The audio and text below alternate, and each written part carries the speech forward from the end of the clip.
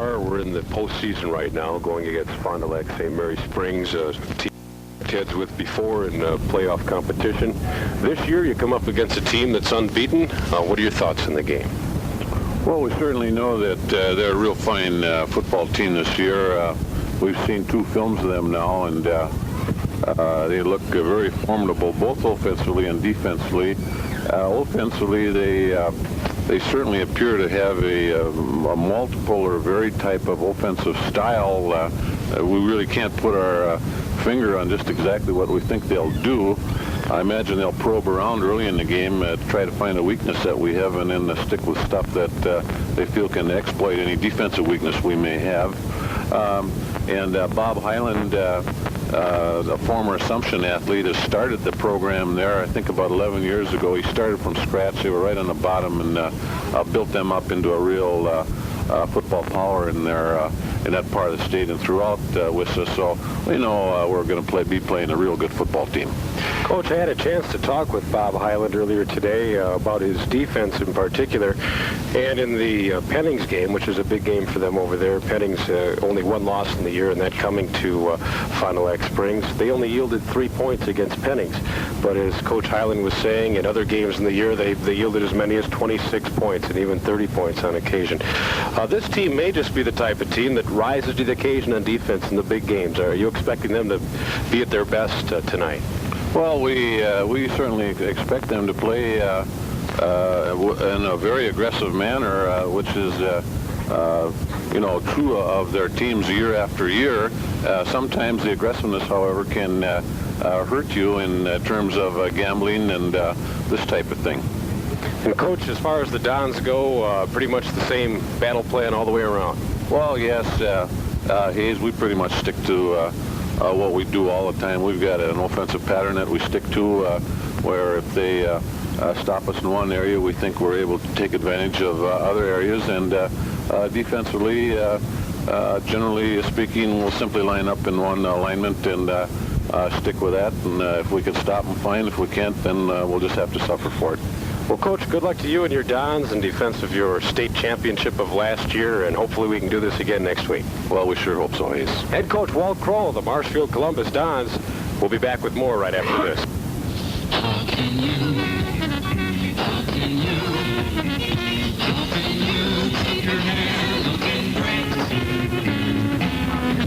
Do you feel your hair looks its best? If you do, you may already be having your hair styled at the Golden Shear Hairstyling and Barbershop, 144 South Central Avenue in Marshfield. If not, call for an appointment, and you too can have your hair just the way you like it.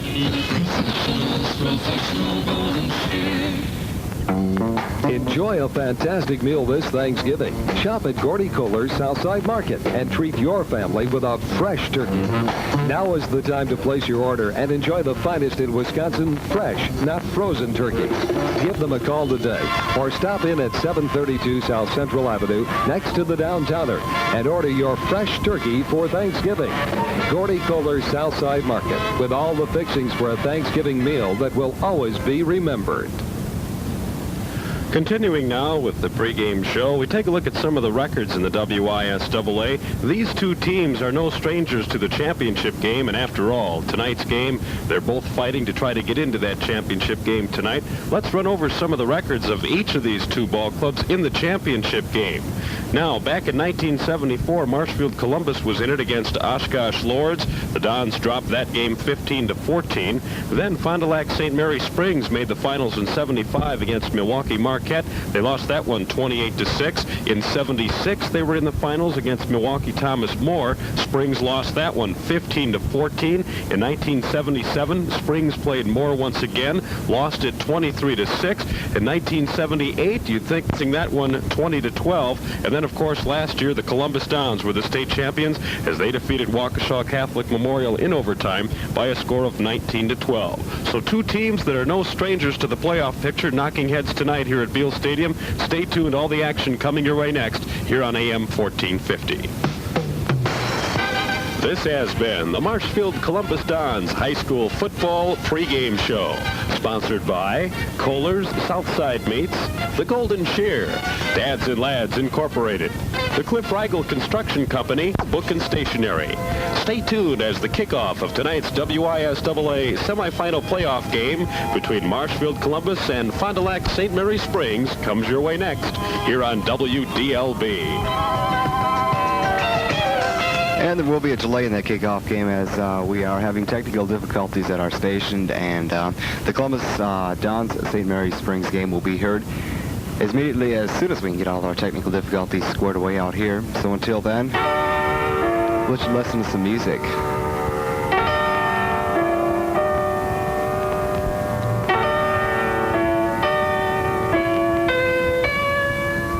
WISAA semifinal game with Fond du Lac St. Mary Springs. And now, let's go to Beal Stadium in Marshfield. Good evening, everyone. Hayes Callaghan along with Del Connaughty. Happy to tell you we made it. There's still 2 minutes and 40 seconds to go before the kickoff of this very important football game tonight between the Marshfield Columbus Dons and Fond du Lac St. Mary Springs. The stands right in front of us are full. In fact, they're jam-packed, and I wouldn't be amiss if I said the people across the way are probably half rooting for Columbus as well. That situation over there is about 3/4 full for a big football game. Fond du Lac St. Mary Springs comes in here with an unblemished record of 10 wins and no losses. Meanwhile, the Columbus Dons with 8 wins and 2 losses. They've had troubles with injuries this year. They're all healthy, and they're all set to go, and that makes for a very good high school football game. Del, we made it to the playoffs. We just made it. I was to say, we just made it to the broadcast. But the Dons, I do believe, will be receiving this kickoff. We are playing an excellent football team. They're very, very well coached. They have some speed in their backfield. And talking to the Columbus coaches before the game, they have an awful lot of respect for the boys from Fond du Lac. The Columbus High School Dons, I believe, reached their peak 3 weeks ago and have been playing excellent football. I should say the last 4 weeks from Aquinas, Regis, Menasha, St. Mary, and Pacelli. But they really got their ground game going tremendously the last 3 weeks. I do think tonight we're going to have to do a little passing to win this ball game.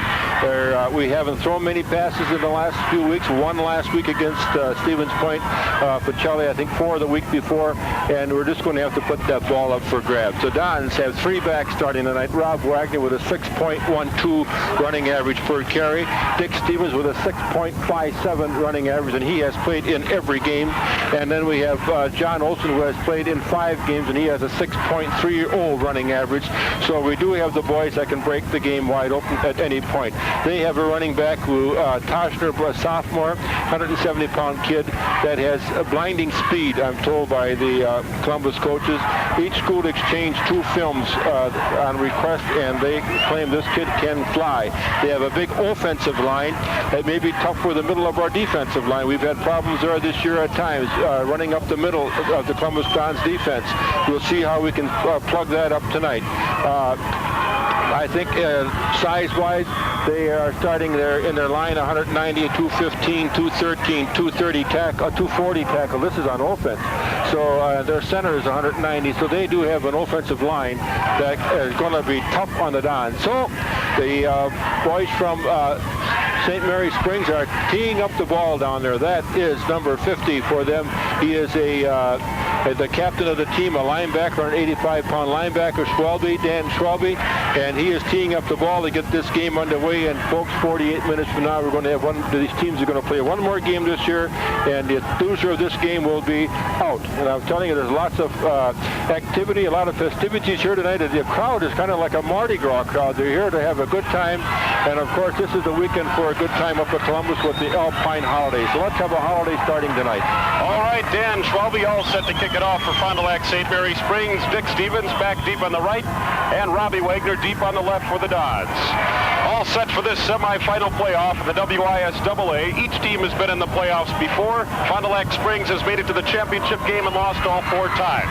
A shallow kick coming down to about the 20-yard line, taken up to the 25 and hit hard at about the 28-yard line. The ball carrier that time, Mark Ray for Columbus, in on the special teams tonight. The Dons will start off first down and 10 from their own 30-yard line as this ball game is just underway from Beal Stadium here in Marshfield. You know, might be a little bit nippy out there, Del, but I don't feel it at all anymore. No, not now. We're ready to go, as you said. Mark Ray, the sophomore, gets the opening kickoff. What an experience for that young man. First and 10 for the Dons. Quarterback Brian Morgan takes his team up to the line at the 30. He fakes. He'll go back to pass on first down. Lofts it out on the right side. Tommy Krause has got the man beat. Oh, it was John Olson. Just off the helmet of John Olson, who was wide open, had a track all the way to the end zone. Tried to grab that ball on about the 38-yard line of Fond du Lac Springs. Couldn't haul it in. The Dons will start off second down and 10. Nice to see a surprise on first down. Should have been caught. Could have been caught. John turned around and the ball was kind of coming into his face. But I think the ball probably could have been caught. Second down and 10 for the Dons from their own 30-yard line. Morgan takes the snap, gives to Robbie Wagner, sweeping right. Robbie follows Dwayne Wanta, Lyle Lang, and takes it up over the 35-yard line to about the 37. It'll bring up a third down and 3 for the Dons, a pickup of 7 on the play for Robbie Wagner. Sweeping right and following those fine guards pulling for him, Dwayne Wanta and Lyle Lang out ahead. Well, I'll tell you, the hole was there. The blocking was there. They moved out the linemen. They moved out the end. They've had the linebacker. It was a good indication of what might come here. Third and 3 for the Dons from their own 37. 11 minutes, 5 seconds to go. Again, Robbie Wagner follows Dwayne Wanta, skirts up the middle, takes it over the 40 to about the 44, and it's a first and 10 for the Dons. Well, there it is again, the very same play. I kind of figured Crow would come back with that one. The opening was there. Randy Spencer did his job. The ends are doing their job, and we got a place to run. Some slick running out there by Robbie Wagner. The Dons pick up their first down of the night on their initial drive here. 10 minutes, 55 seconds to go first quarter. Action just underway from Beal Stadium. First and 10. John Olson in motion. The give, the fumble on the ball. The give is off to Wagner as a loose ball. And Springs has it. Yep, it was a bad handoff because Robbie was past Brian when he had to reach back for the ball, and that's what did it. A turnover. We can't afford that. Well, a mix-up in the handoff that time. Robbie tried to come back and get on top of it just a little bit late. Turnover goes to Springs. They have the ball in decent field position on the Dons 40. First down and 10 from the 40. Quarterback Joe Barron's in now for Springs.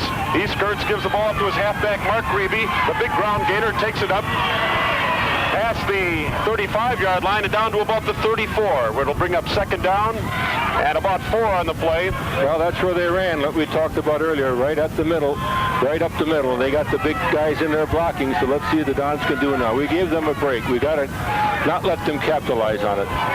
Second down and 4 for Fond du Lac St. Mary Springs, unbeaten on the year. Quarterback Joe Barons goes off on the left side again to Grebe, and he takes it down over the 25-yard line.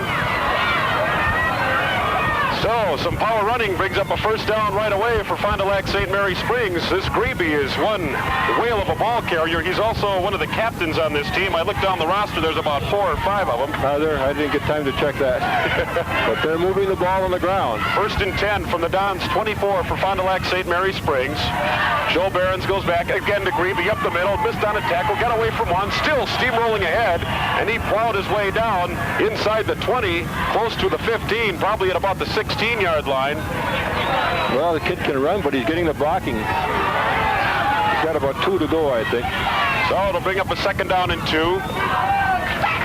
The ball spotted on about the 16-yard line. 9 minutes, 30 seconds to go here first quarter. Costly fumble by the Dons, gave the ball over to Fond du Lac Spring. Barons takes the snap again, gives out to Blaine Toster, one of the alternates. He skips off right tackle for a couple of yards. We'll see if he's got the first down. Oh, he's got the first down. No question about that. He's got it easily. It'll bring up a first down and 10. Skirted off the right tackle that time. Took it inside the 15 down near the 10. They're winning the battle at the line of scrimmage. They're just moving us right out of there. Our tackles and center men. First and 10 from the 11 for Fond du Lac Springs. Barons takes the snap, keeps himself, goes up the middle again to Grebe, and he takes it in, and apparently... Oh, wait. What a fake in there. I didn't see who had the ball yet. I think Grebe had the ball, but... There's a penalty on the play. Okay. That'll bring it back. Illegal procedure. I couldn't see hear the whistle. Must have blown before the play was run, because I thought that your boy Grebe had the ball. He had it. He was all alone on the left side in the end zone, and apparently they blew that one dead, so they'll back it up. But they're really blowing us out at the line of scrimmage, so the Dons have to put up in there. It'll be a first down at 15 for Fond du Lac Springs. The ball back on the 16-yard line.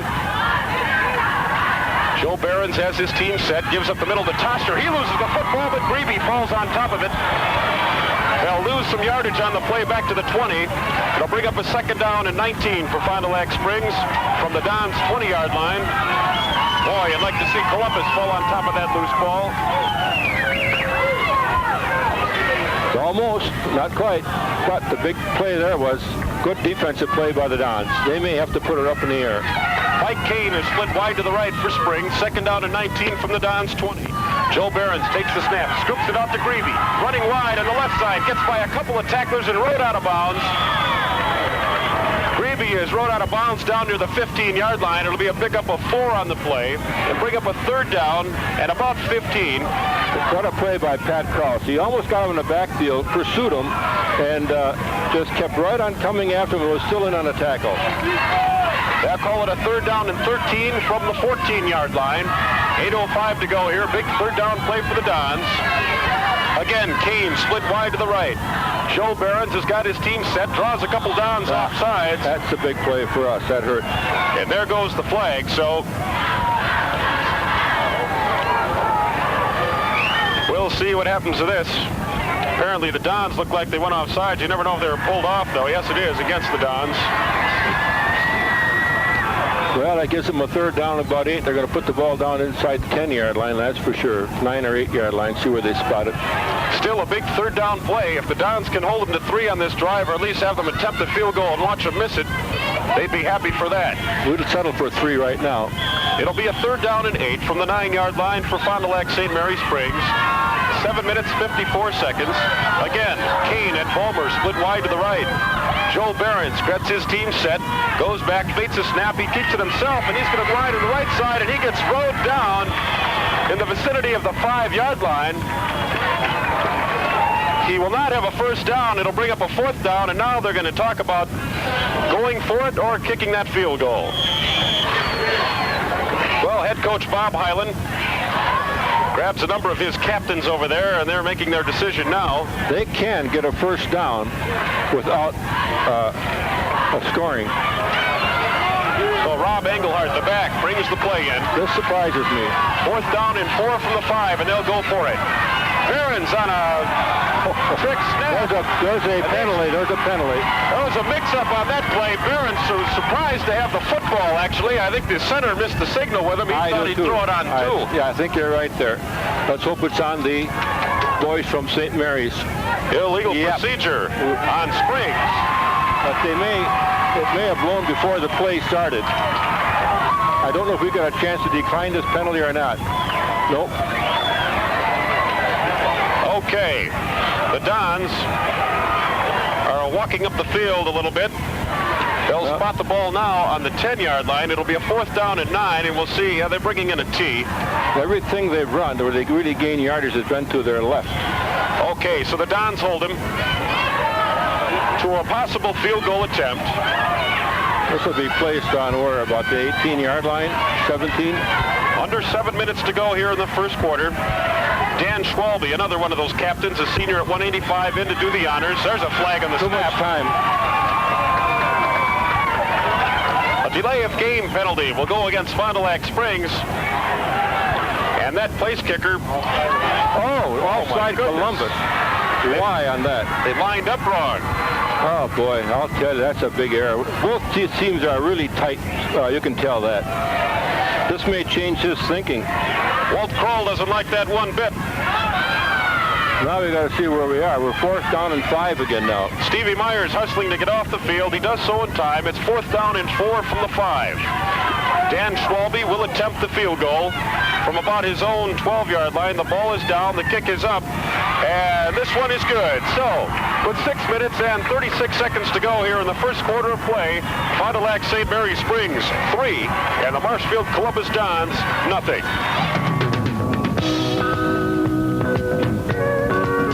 Members of the WDLB Sportscasters Club include Valley Sanitation Service of Marshfield, serving the central Wisconsin area. See Dennis DeVetter for complete refuse pickup for home, business, to industry. Call 387-3101. The Beauty, who just kicked a field goal and is the difference in this game, all set to kick it off now for Springs. Back deep again, Dick Stevens on the right, Robbie Wagner on the left. 3-0 Fond du Lac Springs with 6:36 to go first quarter.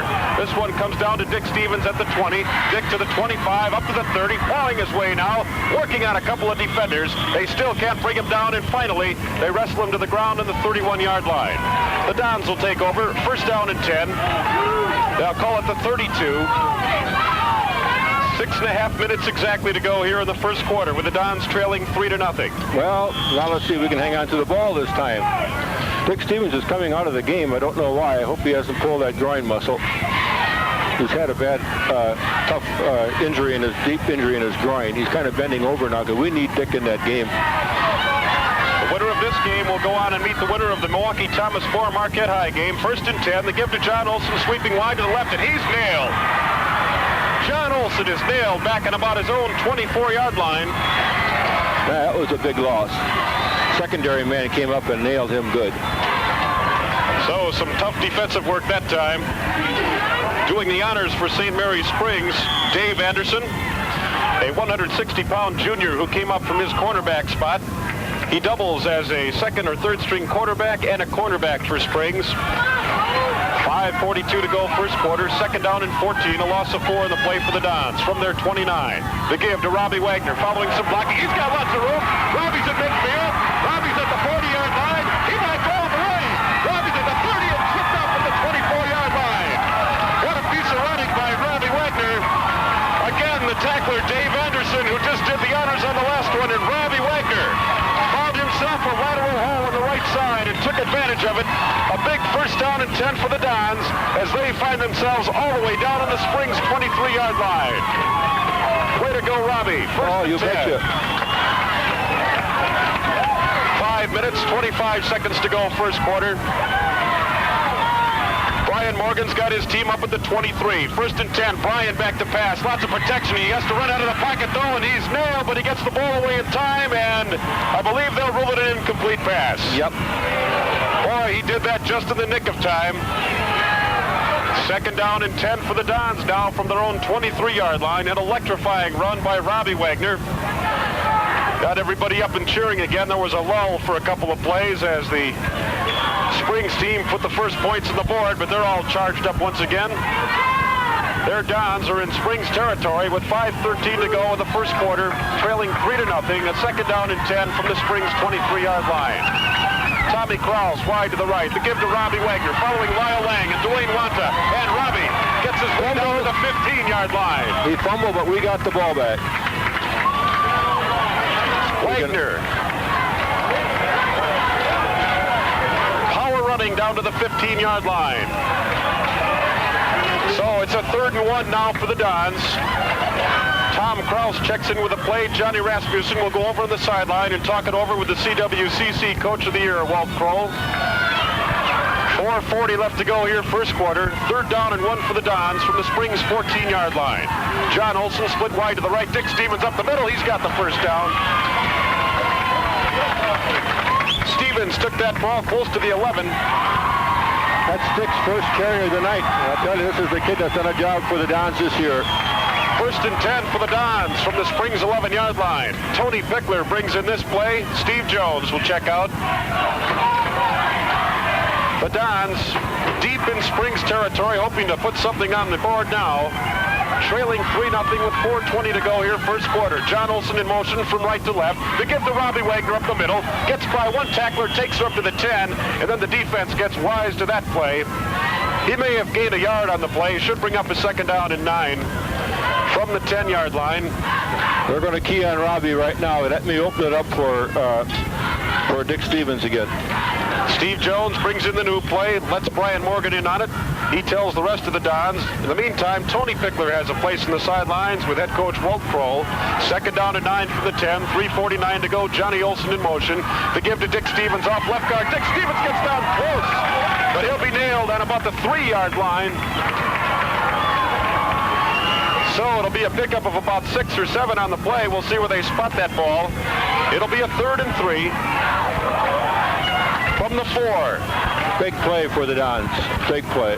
3rd down and 3 from the 4-yard line. The Dons driving. I notice the St. Mary Springs is over shifting to their left. That's the way we've been running, to our right. Rasmussen in with a new play. 3rd and 3 from the 4. Brian Morgan gives up the middle to Robbie Wagner. He's going, and he's got a touchdown. Robbie Wagner with 3 minutes and 10 seconds to go in the first quarter puts the Dons on top with the first touchdown of the evening, taking it in from the 4, and the score is 6-3. Boy, what a game this is going to be. That's offense, I want to guarantee you that. Well, Robbie Wagner did the honors with that long gallop as he had the Dons back in their own territory, brought it down to the 23, and finally he punched it in from the 4. So Dick Stevens will now try to add that extra point with Brian Morgan holding. 3:10 to go first quarter, 6-3 Dons. Here's the snap. The boot is up, and this one's good, as they usually are. So with 3 minutes and 10 seconds to go here in the first quarter, it's Marshfield Columbus 7 and Fond du Lac St. Mary's Springs 3. 3 minutes, 10 seconds to go here. First quarter, the Dons on top for the first time of the night, 7-3, and a great drive, Del. What a drive, and what a, we can move the ball on the ground. This is one thing we had to establish. They can move the ball.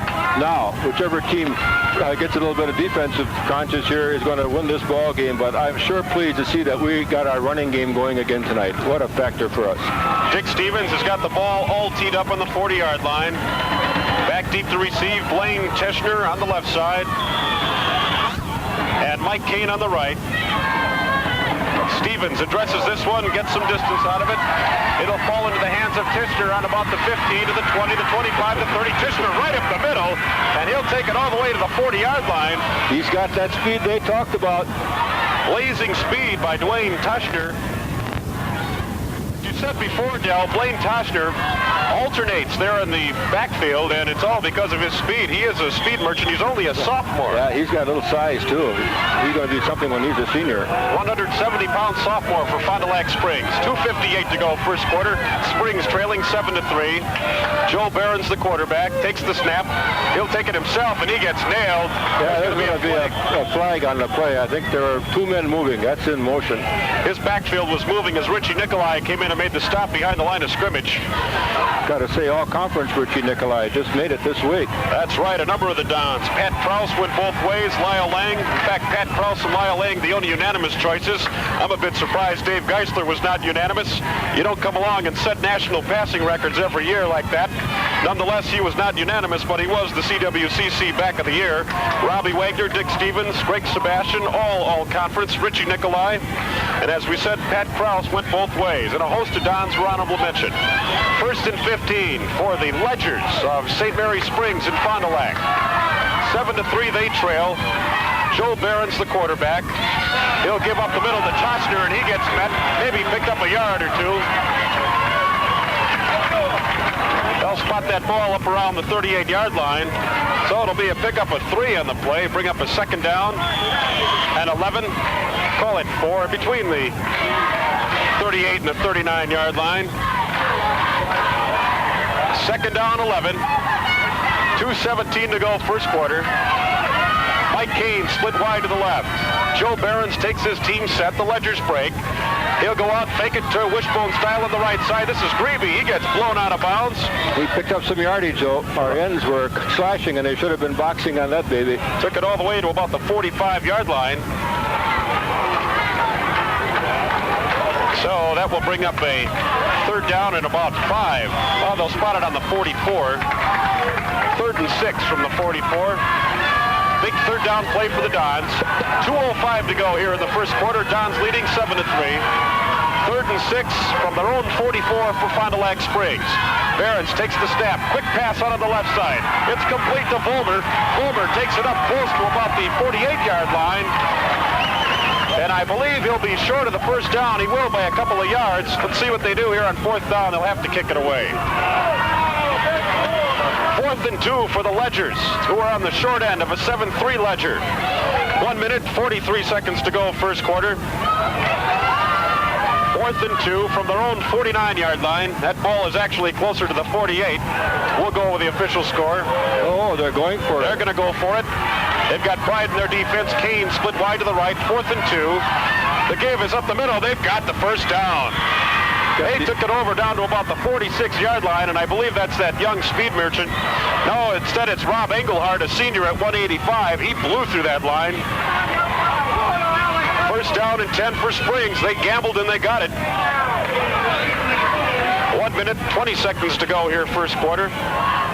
I guess both teams have confidence in their offense. First and 10 for the Ledgers. Mark Weininger split wide to the left. The give this time up to Gravy, and the Dons spelled that one. They stop him cold at about the 46-yard line. Maybe a gain of 1. Bring up a second down and 9. Second and 9 from the 46-yard line. Under a minute to go here, first quarter. The place is packed on the Dons side, and it's about 3/4 full on the far side. And you can bet most of them are Dons fans as well. 43 seconds to go, second and 9 from the Dons 46. The give. Instead, the fake that time by Barrett, and he gets nailed at the line of scrimmage. A good fake to Gravy. Instead, Barrett kept it. Couldn't get going, and a tough tackle in there that time for the Dons by Pat Krause, the all-conference performer in the line, both on offense and defense. Very well played by John Rasmussen. He kind of forced the quarterback. He was going to pitch out, but he saw John with the guy who was supposed to get the pitch out, so he had to eat the ball. Smart play by the quarterback. Take what you can get on that one, and he did. 10 seconds to go, first quarter. 3rd and 8 from the 45-yard line for Springs. They're in Don's territory. Boyerns is back. He takes a draw play to Toshner, and he gets sandwiched between Pat Mansell and Tim Nicolai. And so the punting unit will come on. It's 4th down and long yardage. 4th and 7 to be exact. And that'll do it for the first quarter. So, at the end of 1 quarter of play from Beale Stadium here in Marshfield, it's the Marshfield Columbus Dons 7 and Fond du Lac St. Mary Springs Ledgers 3. To go here in the second quarter of play, the Dons nursing their 7-3 lead. It'll be interesting to see if the Dons, if we handle this punt down there. It'll be 4th down and 6 for Fond du Lac St. Mary Springs. They're on the Dons 44-yard line. Back deep for the Dons, Jimmy Blosinski standing on his own 10-yard line. Here's the snap. The boot is up, nearly blocked. A nice spiral. It'll land on about the 16. Blosinski's got it. Signals for a fair catch. And the Dons will start over. 1st down and 10 from their own 16-yard line and see if they can't get some more points on the board. 7-3 your score. The Dons defense held up in that last drive for Fond du Lac Springs.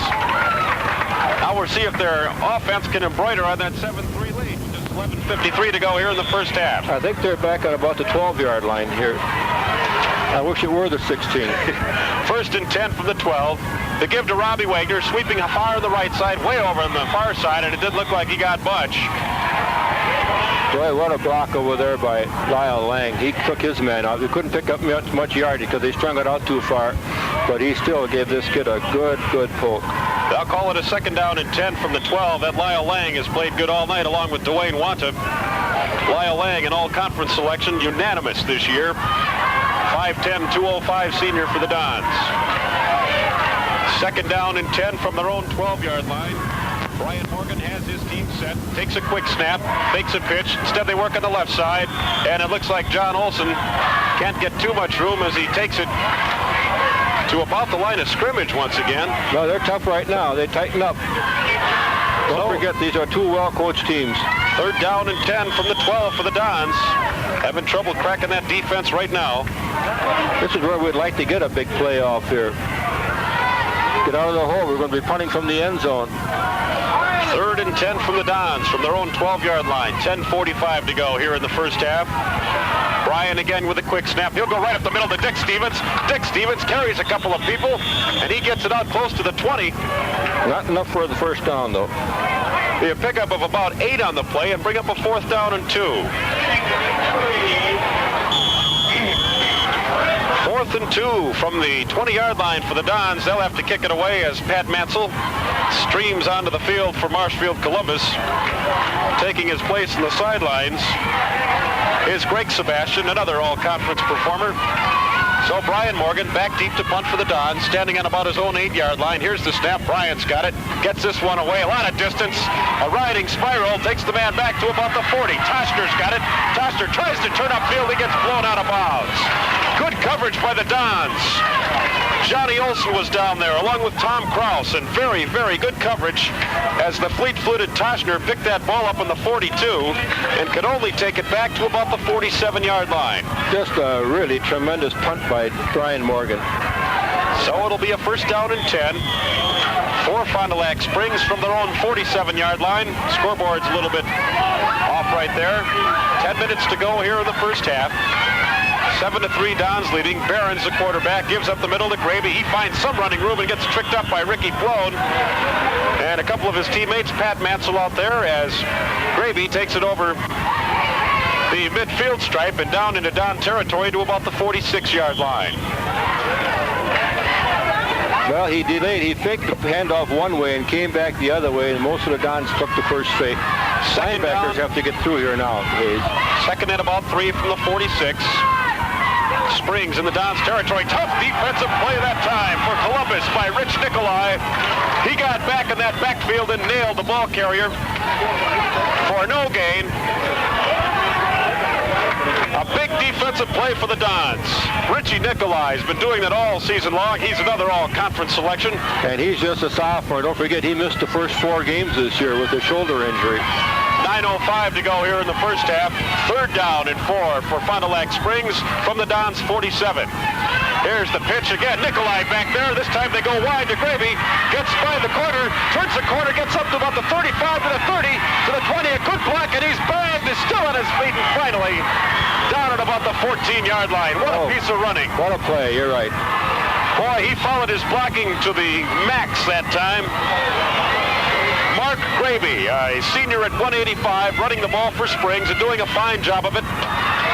As the Dons got blocks that time, some fine blocking for Springs. And it's a first down and 10 for Springs on the Dons 13-yard line. 8 minutes, 45 seconds to go here in the first half of play. Dons still on top, 7-3.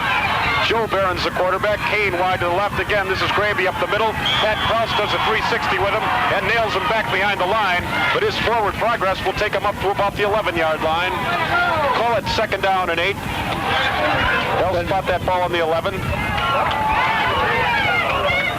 8:20 to go here in the first half. Second and 8 from the 11-yard line. Joe Barron brings his offense up to the line. Again, Kane wide to the left, along with Weininger on the left side. Barons takes the snap. He'll give off again to Gravy. Follows that blocking and gets through and takes it inside the 10 to about the 7-yard line. Boy, they're doing a job. Both these teams are truly evenly matched, doing a fine job. It'll bring up a third down now for Springs, a 3rd and 4. They'll spot that ball down on the 7-yard line. 7:42 to go here in the first half. 7-3 the score. The Dons of Marshfield Columbus over the Fond du Lac St. Mary Springs Ledgers. Same formation. Kane and Weininger wide to the left. Joe Barons at quarterback. He'll sneak off to the left side, look for some room, pitch out at the last moment to Toshner. He gets nailed. And a flag is down. I don't know why. Holding against Springs, and that'll back him up. Costly holding penalty against the Ledgers. Mr. Kroll says send them back. He gave the signal out there. Would have been 4th down. I don't know how far they would have had to go. So he just may want to send them back. I don't know what they're going to do. Kroll's original signal was send them back. So the Dons defense getting another big break here as the Springs line did some holding that time, and that ball is way back. That ball's back in about the 22-yard line. That's where it should be with a 15-yard penalty. So now 3rd down and long yardage. 3rd down and 20 from the 23. Barons takes the snap, goes back to Pat. He gets nailed. Richie Nicolai, who wants to swarm around in the backfield, went and nailed Joe Barons real hard back there in the 30. And the Dons are now looking at a 4th down and big situation. Their defense is, that is. Boy, this Richie Nicolai, he likes to hang around the quarterback. He surely does, and he got him that time. He had a clear shot at him. Well, I don't think they're going to try a field goal from here, and they're really in a punting situation, but I'm sure they're going to go for the pass. So 6:39 to go here in the first half. It's a 4th down and 26. Last time they had a play like this, they tried a draw play. Let's see what they do here. Okay, they're trying to draw again. Toshner on the left side. Toshner turns the corner up near the 20, and he's rode out of bounds. And the Dons will take over the ball, call it first down and 10, close to their own 20-yard line. And they take advantage of some costly penalties, that time by the Ledgers of Fond du Lac Springs.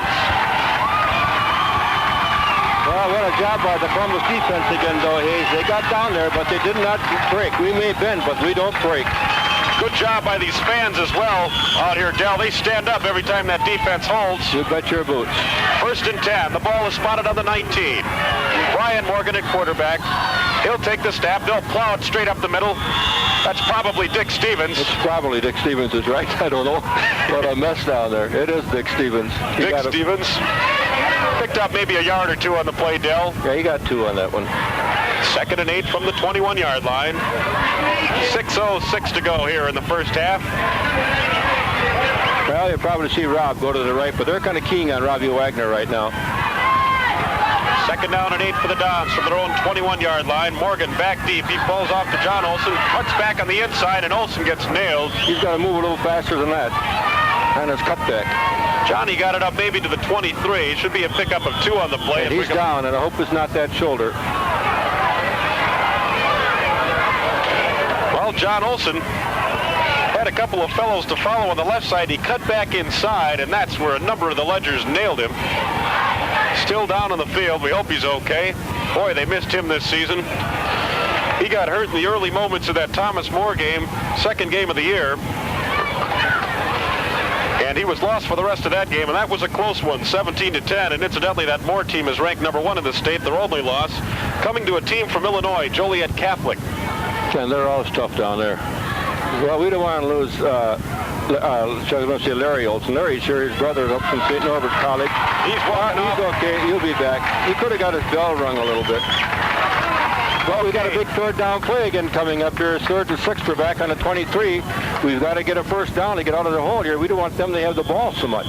Like it in just the last 2 series. Last series we had 3 runs and a punt, and we've got to get a first down. Greg Sebastian over the ball, the all-conference center for the Dons. John Olson in motion, 3rd and 6 from the 23. There's a pass, it's out. Oh, just off the fingertips of Dick Stevens. There's a penalty on the play, and where the flag was shown, it's going to be on Columbus. We got lots of penalties in motion on Columbus. I'm sure they will decline it, and that'll be our 3rd incompleted pass of the night. So it's going to force us into a punting situation. The officials tonight are from La Crosse. Mr. Kaufman is the head official, and the rest of them are from down around that area, too. So we'll be punting from inside the 15-yard line, that's for sure. It's a 4th down for the Dons. I'd like to remind you, you're tuned to AM 1450, WDLB, your spot for sports in central Wisconsin. 7-3, the Dons over Fond du Lac Springs. WISAA semifinal playoff action from Beal Stadium. 5:27 to go. 4th and 6 from the 23. Brian Morgan boots this one off the right side of his foot. Takes a bounce in the 50, and the man fielded it there and then fell down instantly on about the 46-yard line. They only rushed 1 man. If Brian Morgan would have wanted to run that ball, he could have ran it for 20 yards, because every other man, the other 10 men had to, or the 9 men had to run back to the ball. Well, Blaine Toshner fielded that ball at midfield. He had to lunge to field it and then ended up on his stomach. So it's 1st and 10 on the 46-yard line for Springs. Again, Kane split wide to the right. Joe Behrens, the quarterback, tries to draw the D offsides. Tough block inside. Behrens keeps, goes off the left side, and he picked up a couple on that play. Call it a pickup of about 3. It'll bring up a 2nd down and 7. Well, they got Pat Cross to run into on. They run to their left, and they got Rich Nicolai to worry about when they run to their right. So we'll see what happens here. It looked like Krause bottled that play up too, Dale. They wanted to go on the left side, and Behrens had to end up keeping it. He did pick up a couple of yards in the play. 2nd and 7 from the 43-yard line. Springs in Columbus territory. 4:32 to go first half. Back to passes. Behrens gets a nice block. This one is out of the hands of Kane. Kane came over, ran a down and in pattern, got his way up to about the 38-yard line, and it bounced off his shoulder pads. He was there. The ball was there. It should have been completed, really. Linebacker was just out of position on that play. It'll be a 3rd and 7 now. You'll find against this Columbus defense that play is really effective many, many times. They slash in front of the deep backs and behind the linebackers. Columbus linebackers play pretty close to the line of scrimmage. 3rd and 7 for Springs from the Don's 43-yard line. Back to pass again, Barons. This one is tipped away. And a good piece of defending by Ricky Plone. Boy, what a job he did on that one. Right on top of Weininger that time on the left side, and Ricky Plone is to be commended. It's a 4th down and 7, and it looks like the Don's defense is held again. What we thought was going to be an offensive affair all night long turned out to be now. It's turned into a defensive struggle. We gave them the break for their 3 points on a fumble, and we got the ball back after the kickoff, after they made the field goal, and we marched right down for the TD, and now it's really been kind of hairy for both teams to get an offense going. Okay, a punting situation. 4th down and 7 from the 43 for Springs. There's the ball booted up in the air. Jimmy Blasinski all by himself at the 10. Takes it, tries to get away from the D, and he's nailed on the 11. Number 11 is down on the 11, and it'll be 1st down and 10 from the 11 for the Marshfield Columbus Dons. 4 minutes, 13 seconds to operate here in the first half, with the Dons nursing that 7-3 lead.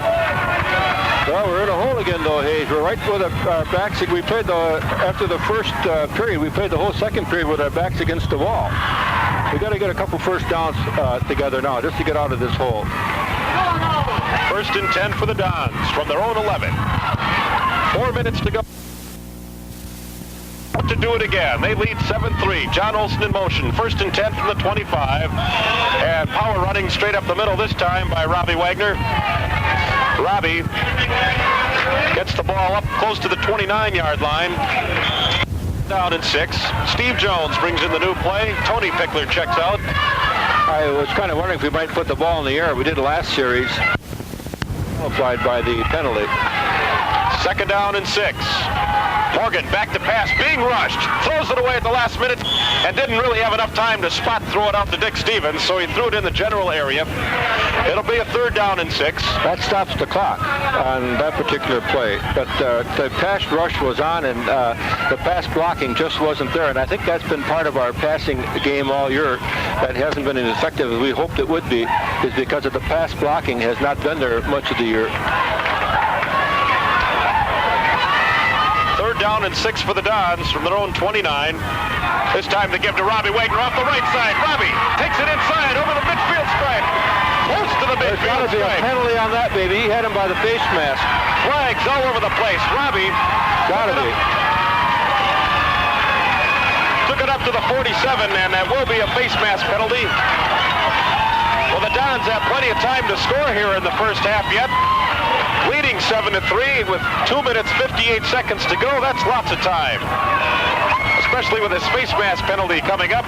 They'll march it over midfield, over the 45, down past the 40, and the ball will be spotted on the 38-yard line, where the Dons will have a 1st down and 10 from the Springs 38-yard line.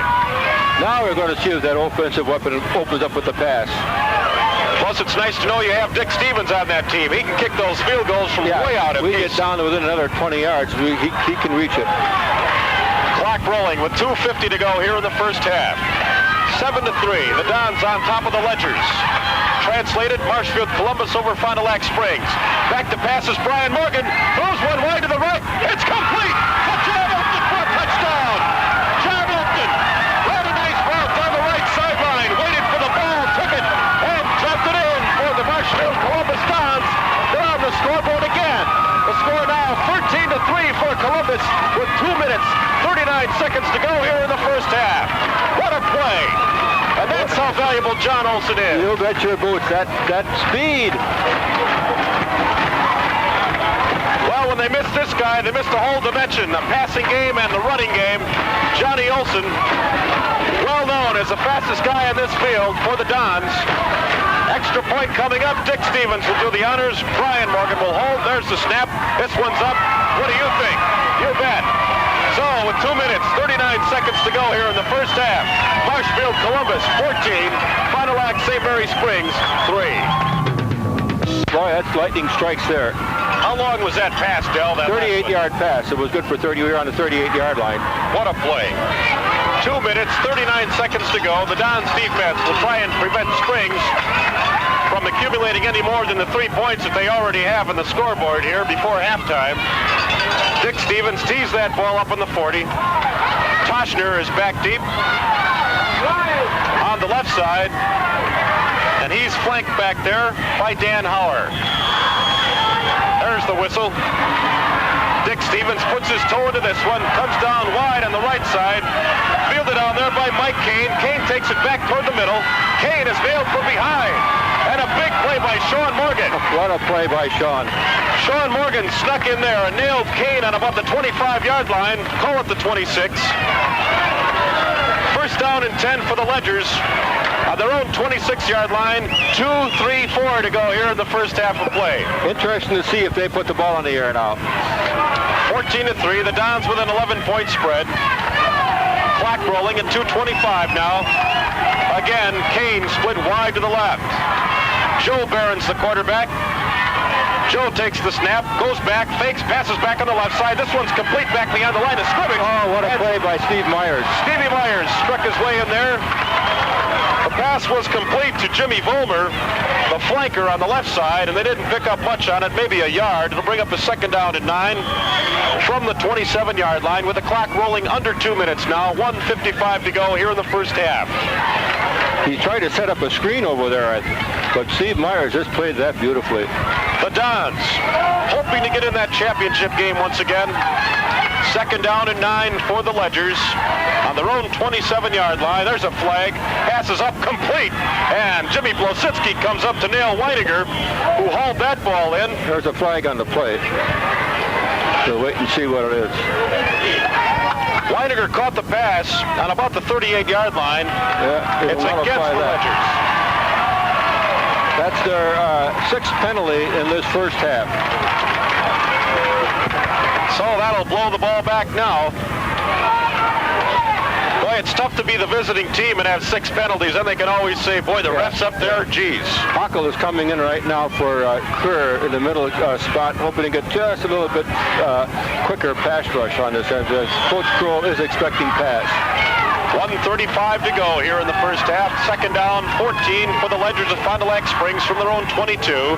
They give up the middle to Toshner, wide hole. Toshner is dragged down from behind, and he took the ball up over the 30-yard line to about the 33, and Pat Krause was in on that tackle along with number 72, Mark Zimmerman of the Dons. Mark Zimmerman did most of the work. Pat Krause came by and said, nice going. Rich Nicolai just ran right past the ball carrier. He was so intent on getting to the passer, he just ran right past the ball carrier. So they got a third down and 4 on the 32-yard line. So it's a big play for the both teams, you might say. It's a big play for each team out there. 1:17 to go first half. 14-3. Marshfield Columbus on top here. That's the third time that Hayes, they pulled that draw play in this first half. The second time they pulled it, it was really stopped cold. This time they picked up some yardage on it because we just didn't think they were going to do anything but pass. So they still have time to score. It's 1 minute and 17 seconds left. But of course, they got third down and 4. And if they don't get it on this down, their first down, I think they're going to punt. I really do. Well, the Springs team has been in the finals before. They lost the championship game in 75 to Marquette, 76 to Moore, 77 to Moore, and 78 to Moore, and they've never won a state championship. The Dons will try and head them off here in the semis. 14-3. They trail the Columbus Dons with 1:17 to go. Barons has got his team 3rd and 4 from the 32. There's a skip off left on the left side. He'll take it back over the 40-yard line and run out of bounds up at about the 46 or 7-yard line. Got the first down, though. He did the job. Ball carrier that time is Rob Engelhardt, a senior running back at 185 for Fond du Lac St. Mary Springs. Clock stops with 1:08 to go here in the first half. Don's defense has held them pretty well so far in the first half. They'll try and do it again here. 1st and 10 from their own 42 for Fond du Lac Springs. Barrett's back to pass. This one is out of the outstretched reach. Oh, and almost intercepted. Almost by Dick Stevens. He kind of trapped the ball. Dick Stevens grabbed that in and trapped it, looked up at the referee to see if he spotted it, and he did. Yeah, referee had a really, he was in position to call that one. That's half of the officiating. He's getting the position, but it was a good play. Well, 57 seconds left in this first half. I'll tell you, the fans here got their money's worth already. We haven't even played the first half. Second down and 10. Springs on their own 42-yard line. 57 seconds. Behrens goes back. He'll go back to pass. Throws this one through a couple of his intended receivers, and both Weininger and Toster look at each other and go, did you want it? Did you want it? Well, I'll tell you, we got to get just a little better pass rush out of somebody else but Rich Nicolai. He's trying, but they're kind of got double teaming him over here. But somebody's got to get at that passer a little bit. Third down and 10 for Fond du Lac Springs. They were successful on their third down play the last time they had it just a few minutes ago. We're down to 52 seconds. Of course, the clock stops on that incompleted pass. Third and 10 from the 42-yard line, their own 42-yard line. Springs breaks the huddle. Wide to the right, Jimmy Hall, a junior at 150. Behrens goes back to pass. Richie Nicolai is back around him. Can't quite get it in. What a defensive play. Tough defense out there for the Dons. Doing the honors that time, Al Grippentrog, as he tipped that ball out of the way of the intended receiver. And it'll bring up a 4th and 10 now for Springs. They'll have to get rid of it. Well, we don't want to fumble here. We can't give them anything before halftime. I don't even think we should handle this punt. 4th and 10. Jim Blozinski has had really good hands this year. He only fumbled once that I know of, and that was up at McDonald. They've had a big rush back there each time Jimmy's been back to receive as well. Hunter standing on his 30. This one's nearly blocked. Jimmy comes up to about the 32, fields it, gets down, calls a fair catch. It's going to be a first down. Rich Nicolai ran into the kicker, so it's an automatic first down. Oh, boy, Richie. He operates so well behind the line of scrimmage. Every now and then you'll get stung. That's all right. Shake it off, Richie. Boy, that fella's back there on the ball, too. What a performer to have in your team. And he's just a junior.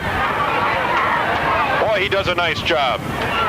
But that gives them the ball in our territory, and they've got time. They still have time.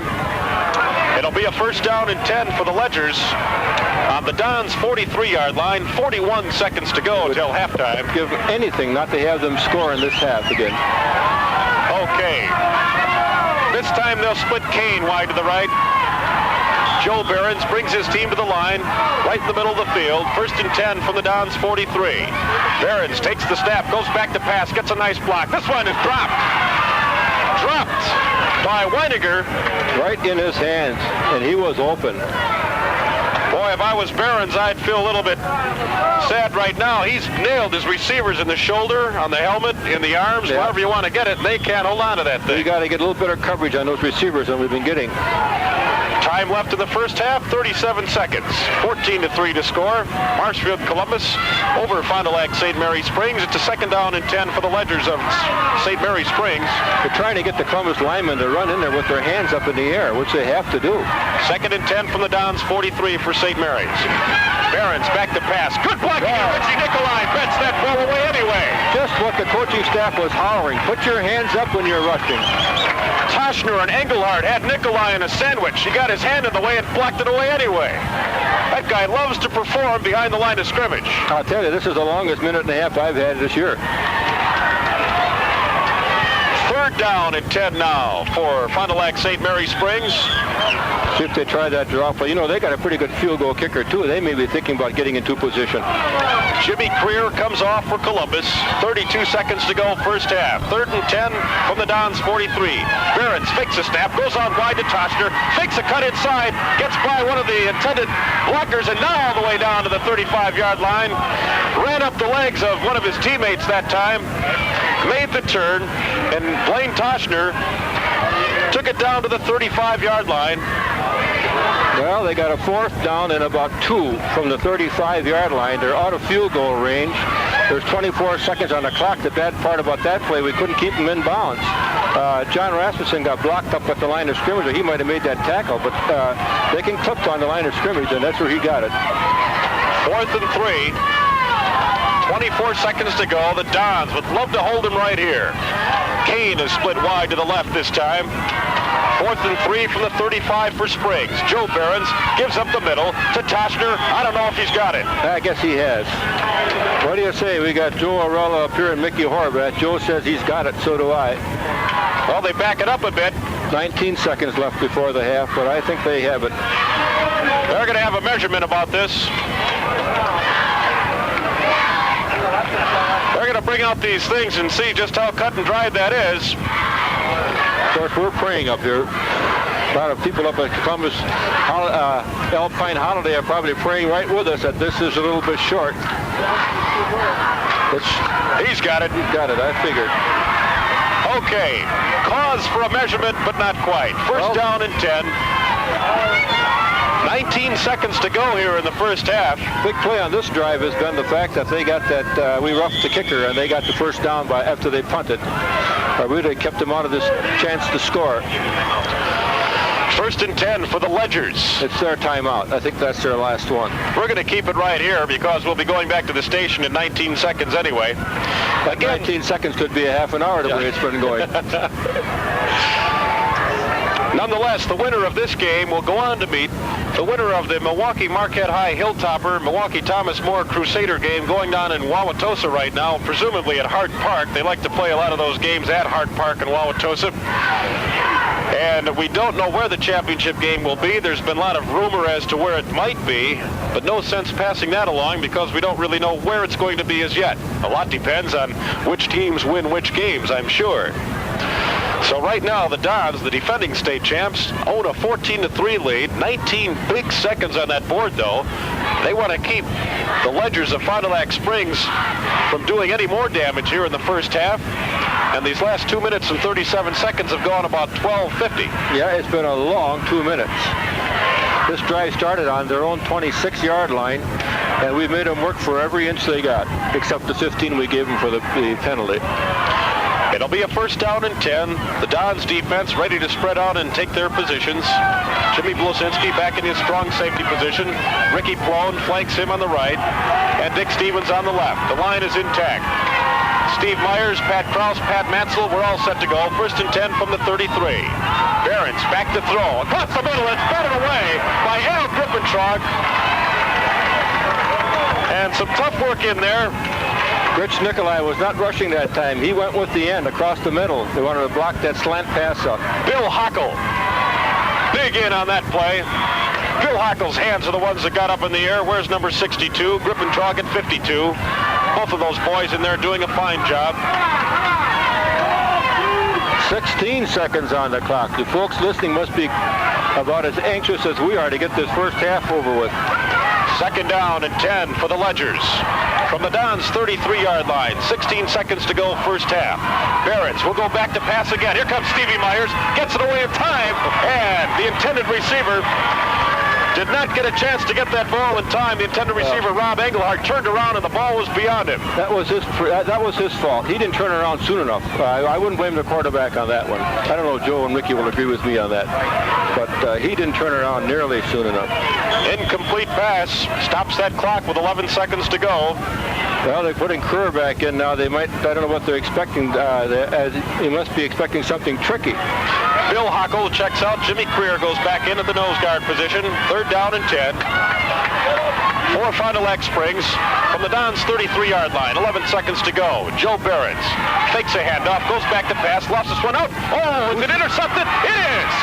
Intercepted on the 25-yard line for the Dons. Doing the honors that time, Johnny Rasmussen. The sophomore did the job. Boy, what a play by Johnny Rasmussen.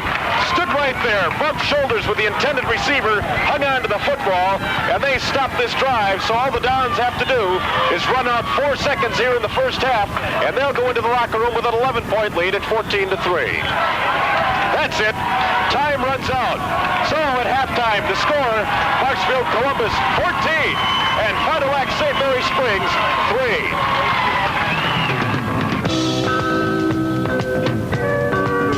3. Members of the WDLB Sportscasters Club include Carroll Supermarket, Washington Square. Along with Mickey Horvath and Joe Arella, who are attending with us here in the booth. Little problem getting started, but we got you the kickoff in the whole game. Glad to be out the air on time. Boy, almost a heart attack at the beginning of this one. I drove back to the station and got back here, and I think I must have covered 8 minutes to do all of it, but we did make it.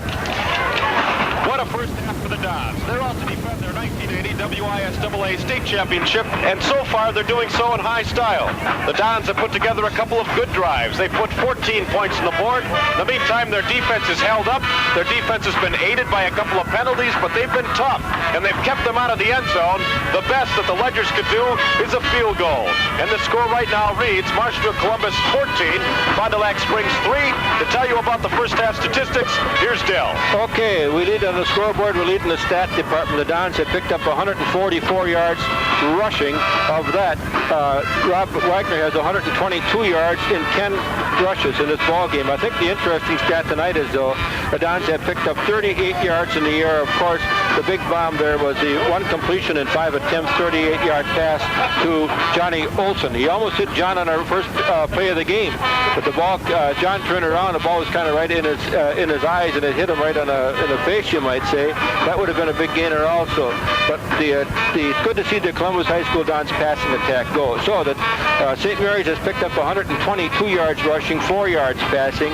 So at halftime, they have a total of 126 yards to our 182.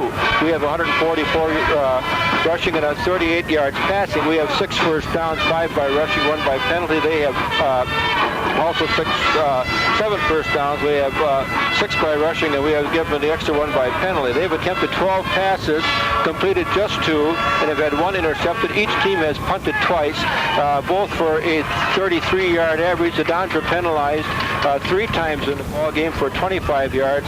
The St. Mary Springs boys have been penalized 6 times for a total of 50 yards in the ball game. Each team has a turnover. We intercepted 1 of their passes. They recovered our fumble on the 4th play of the game. The first, we took over on the 30-yard line and gained nothing on the first play. Then Robbie took off. We got up to the 43-yard line. Then the next play, bingo, we lose the ball on a fumble. It was a bad handoff between the exchange between Morgan and Robbie Wagner. And St. Mary Springs marched it down and ended up with a field goal after that.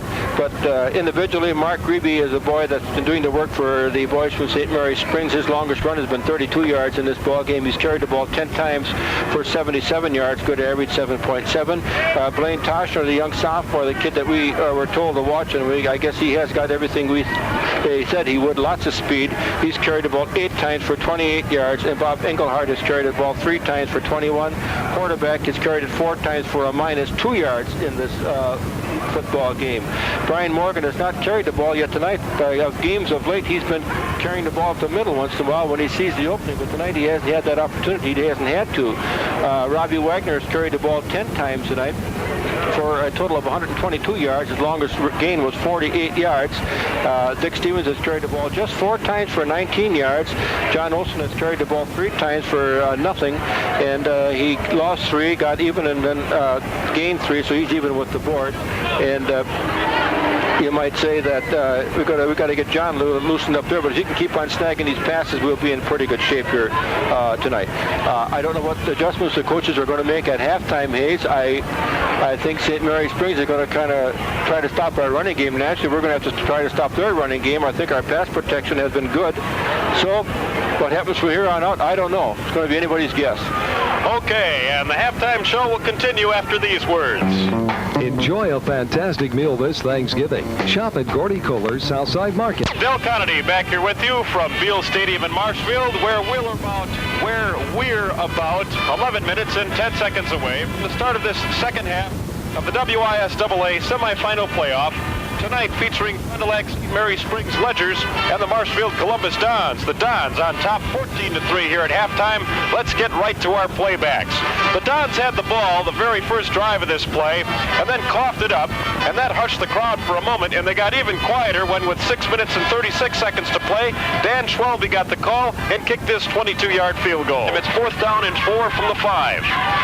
Dan Schwalbe will attempt the field goal from about his own 12-yard line. The ball is down, the kick is up, and this one is good. So, with 6 minutes and 36 seconds to go here in the first quarter of play, Fond du Lac St. Mary Springs 3, and the Marshfield Columbus Dons nothing. Well, the fans did didn't stay seated, and the lead didn't last for long, however. In fact, it only lasted for about 3 minutes. When with 3 minutes and 10 seconds to go, Robbie Wagner, who galloped a very fine run in this drive. In fact, the drive covered 9 plays and covered 62 yards. Robbie Wagner got the call once again with 3:10 to go from 4 yards out. 3rd and 3 from the 4. Brian Morgan gives up the middle to Robbie Wagner. He's going, and he's got it, a touchdown! Robbie Wagner with 3 minutes and 10 seconds to go in the first quarter puts the Dons on top with the first touchdown of the evening, taking it in from the 4, and the score is 6-3. Well, as usual, Dick Stevens came on to kick the extra point, and that made the score at that time 7-3 in favor of the Dons. Then things kind of stiffened up. That was the score at the end of first quarter, and then we went all the way down to where there was 2 minutes and 29 seconds to go in the first half. Believe me, that last bit, 2 minutes and 29 seconds, lasted about 20, but in the meantime, the Dons, with 2:29 to go, capped an 89-yard drive in 6 plays when Brian Morgan dropped back to pass, and he found John Olson. Clock rolling with 2:50 to go here in the first half. 7-3, the Dons on top of the Ledgers. Translated, Marshfield Columbus over Fond du Lac Springs. Back to passes, Brian Morgan throws one wide to the right. It's complete to John Olson for a touchdown. John Olson ran a nice route down the right sideline, waited for the ball, took it, and dropped it in for the Marshfield Columbus Dons. On the scoreboard again. The score now 13-3 for Columbus. Well, that 13-3 score lasted for about 30 seconds because number 30 jumped in there and kicked number 14. Dick Stevens is pretty steady both on offense and defense. He did the job again, and that made the score 14-3.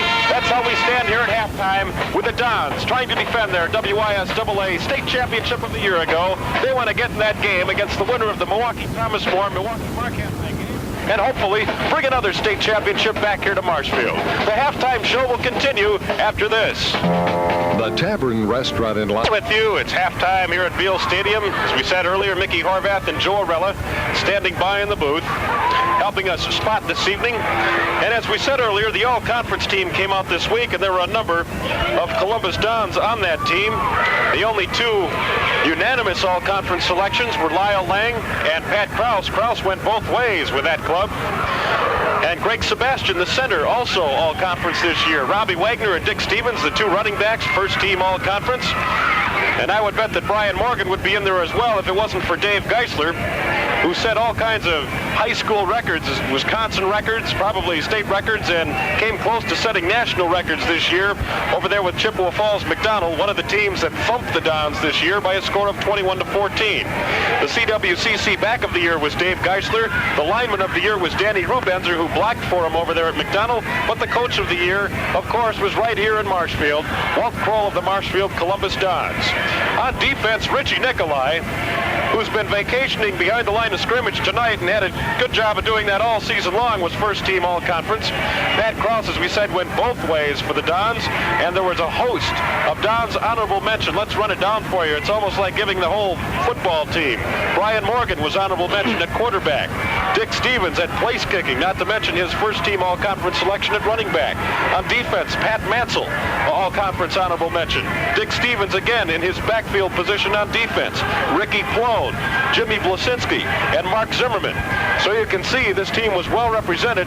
They had a good year even though they sustained 2 losses. A couple of big injuries kept them out of an undefeated season, and maybe not, but you would think that with John Olson gone in the first moments of that Thomas More game, that may have gone a little bit different, and you would think that with John Olson and Robbie Wagner over there in Chippewa Falls, it may have gone a little bit different as well. I know that Chippewa game would have been a different ball game, even if we just would have had Robbie Wagner in that game, but that wasn't to be, and that's the way it went. But you talk about Geisler and all this and all that, but Geisler isn't playing football tonight. The Columbus Dons are playing football tonight. You can throw that ball 14 million times, but to me that isn't football. If you want to go out just to establish records, which I think they did, and he caught a lot of passes. Sure, they won. They had a good record, 8-2 or 7-2, I should say. But look who's playing football tonight, and this is the soundest football team of the 3 teams that tied for the CWCC. And I would take this type of team. I don't know how you can pick a lineman of the year just because he blocks for that quarterback when the quarterback is passing on every play. You know what I mean? I have to go along with that too, Del. And you know, the only unanimous selections on the all-conference team were from here in Columbus. And if Pat Krause and Lyle Lang don't qualify for that honor, I don't know who does. Again, I didn't get a chance to see that McDonald game, but that is really kind of hard to figure out. Geisler was running for his life half the afternoon. He had the second quarter did the Dons in, and 2 touchdowns were set up by 2 fumbles. The first touchdown they got, they threw a pass from the 40-yard line to the 30-yard line. The kid was hit by 2 Columbus Dons from each side. He popped out of there like a banana. The Dons went down, and he just went down to the end zone. I don't want to take anything away from Geisler. I hope he has a good college career somewhere, but I'm worried about this last 24 minutes out here. The Dons are playing excellent football. Maybe we can get Mickey on here and Joe and see what they think about this first half. You guys want to get us in on this? Okay, let's have Mickey come in and Joe Arella. They'll talk to you about their thoughts of the first half. Well, Joe, back on the radio here again, aren't we? It's been a very, very good game here this first half, and of course Marshfield Columbus, along with their good, solid defense when necessary, and of course their good running throughout the first half. What do you feel, Joe? Well, I'll tell you, the Columbus defense has put a lot of pressure on Fond du Lac St. Mary Springs. I think one thing that might not be noticed by a lot of people so far, but Springs has had to keep their offensive backs in the backfield to block to keep Rich Nicolai and Steve Myers away from their quarterback, and maybe that's hampering them just a little bit as far as some of the things they want to do. They got to keep those backs in there to block just to protect their quarterback because of the defensive pressure the Dons are putting on. Well, you also saw that the Marshfield Dons spent way too much time. Defense spent way too much time on the field the first half. When Marshfield did get the ball, both the times in their drives, they made their drives go very, very quickly.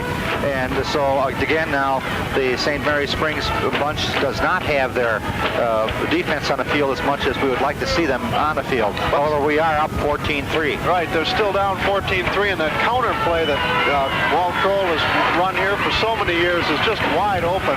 Springs has not been able to stop that all night. Robbie Wagner's was chewing up a lot of yards and set up their first touchdown with a long run on that counter play, and also the second touchdown was set up more or less by a long run, and you called that one back here, Mick. The counter play's been wide open all night. Well, it's just to the right, though, to the left when Olsen is coming back to the left. That has been blocked off all 3 times Olsen tried running that thing. But Wagner going to the right has had it. And again, as I said, Marshfield tried only a few passes. The first pass of the game was a pass. I should say first play of the game was a pass by Columbus, and it was wide open, and Olsen would have had at least a 40-yard pickup and maybe gone all the way if he could have hung on to it. And then they ran that same play again for the second touchdown. John Olsen wide open down the sidelines. That one he hung on to, and that was the second Columbus score. But the Dons linemen doing an excellent job against a much bigger Springs team in the middle of that line. It didn't start out that way, but the Columbus running game has really been going lately. Now, those big boys aren't necessarily on defense. I believe that the 240-pounder does not play defense. He's just on offense. But defense is not as big as the offense is as far as their lines are concerned. But they do play pretty well out there. It's been really an outstanding game, and let's give it back to Del and Hayes for the second half. Okay, we're about a minute and 20 seconds away from the start of the second half. That'll wrap it up here at halftime. The Dons out ahead 14-3 after the first 24 minutes of play. Let's go get them in the second half.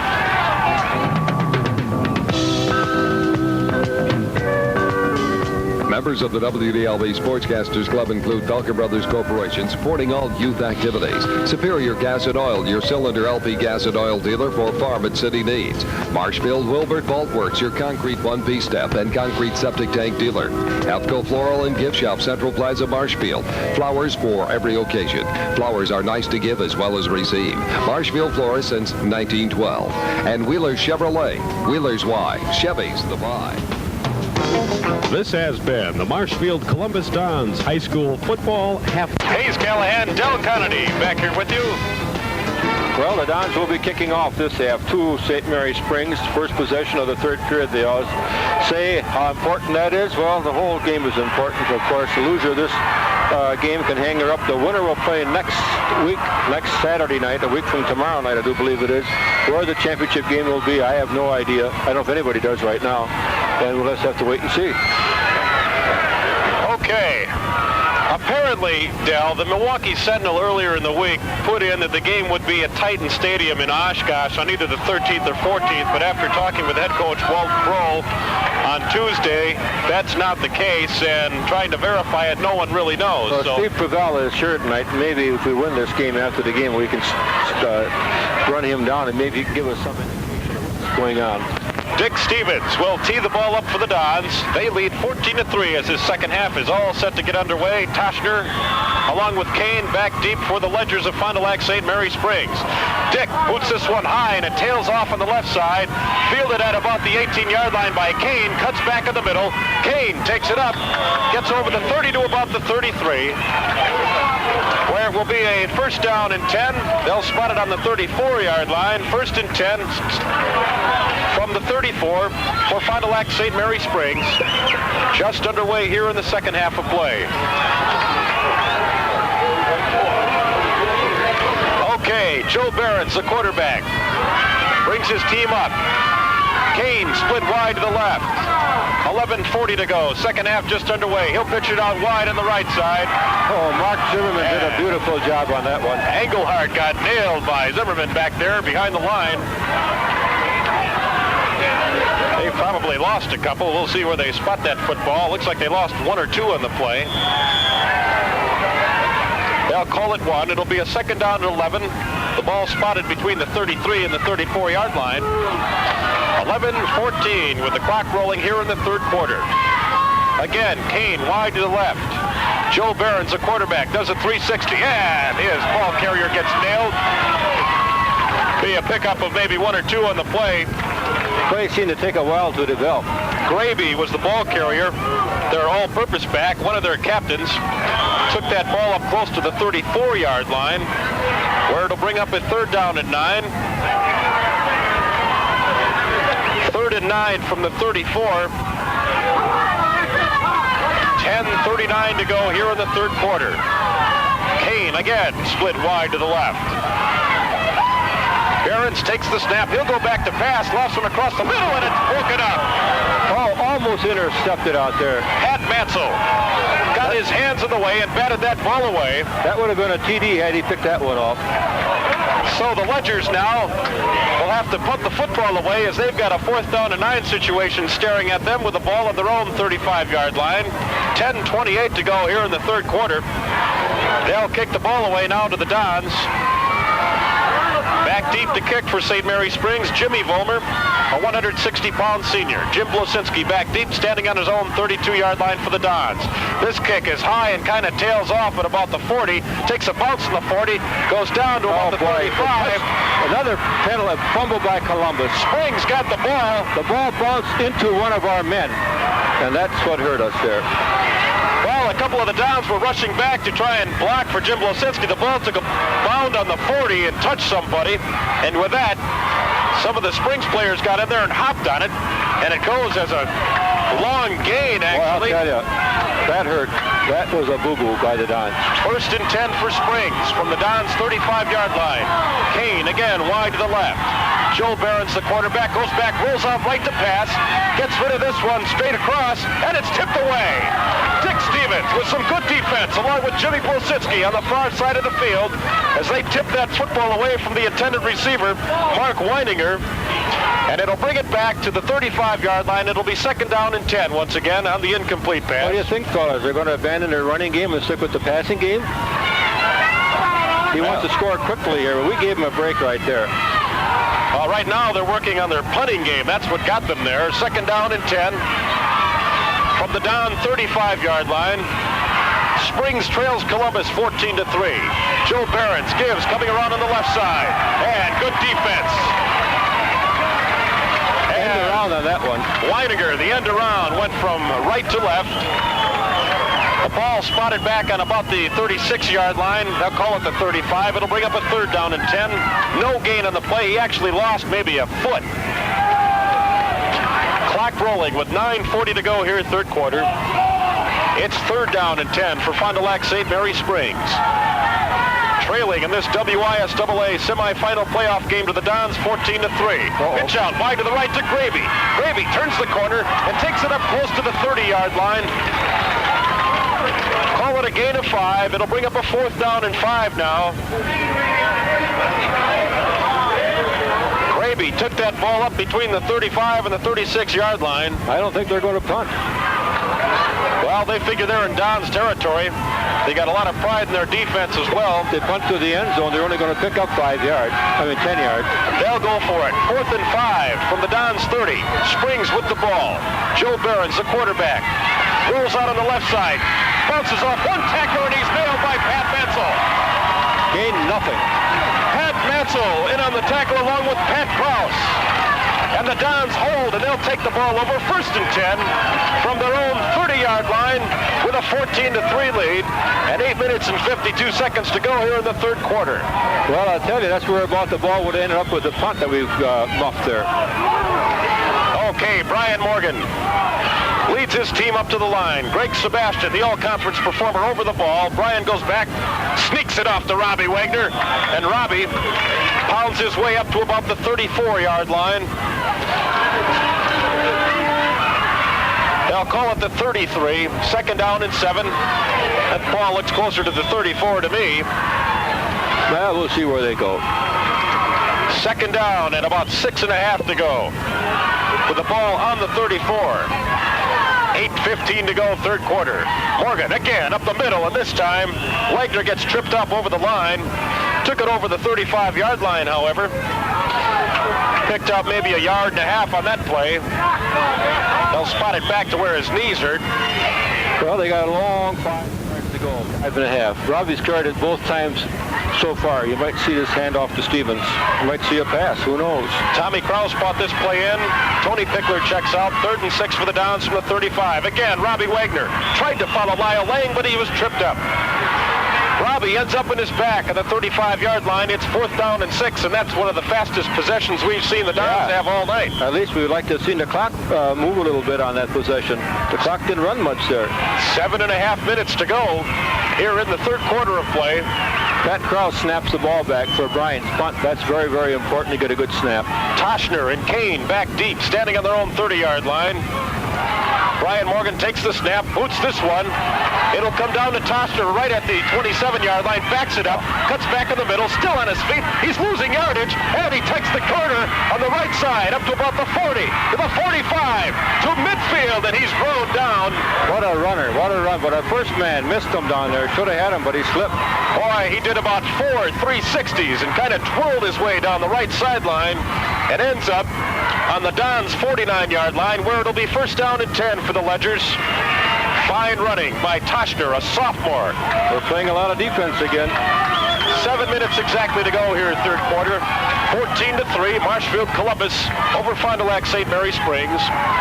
1st and 10 for the Ledgers from the Dons' 48. The give is straight up the middle to Gravy, and he picked up a couple of yards in the play. Call it 2nd down and 8 with a gain of 2, and the ball now spotted at the 46-yard line.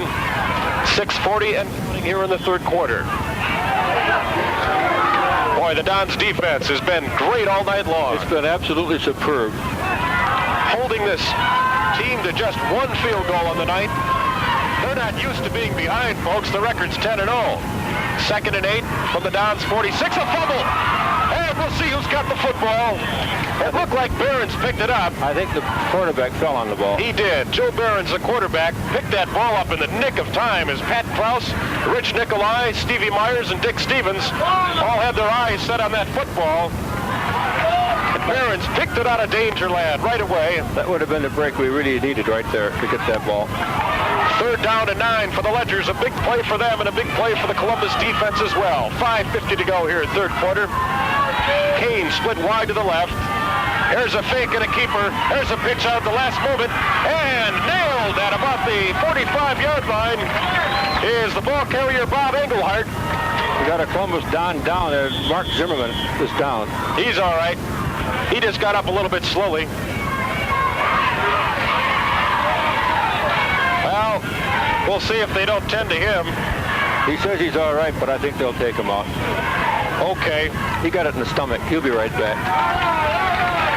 So Pete Moore checks in at 170-pound junior for the Dons.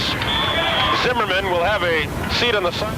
The last time they punted, we gave him the ball back. Let's hope we don't make a boo-boo this time.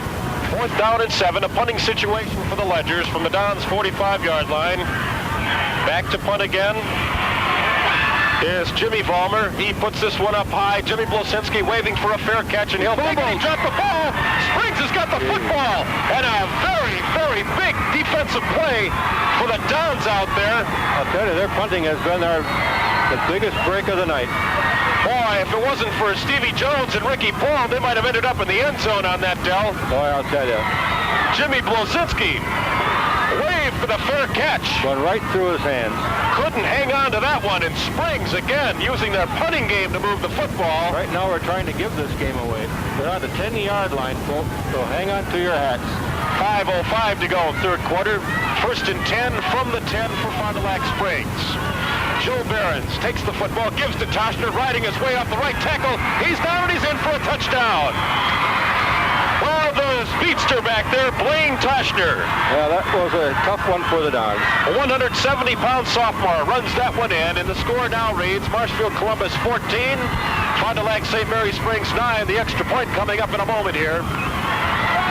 A big gaping hole on the right side. Took it over right tackle, found his way to pay dirt, and finally Springs, with 4:53 to go in the 3rd quarter, scores a touchdown.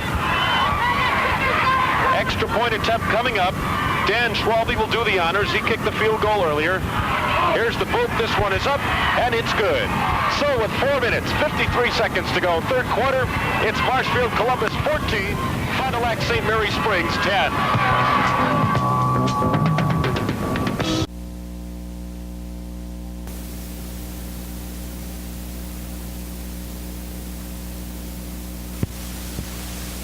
Both punts in this half, and you can't give a good team that many breaks.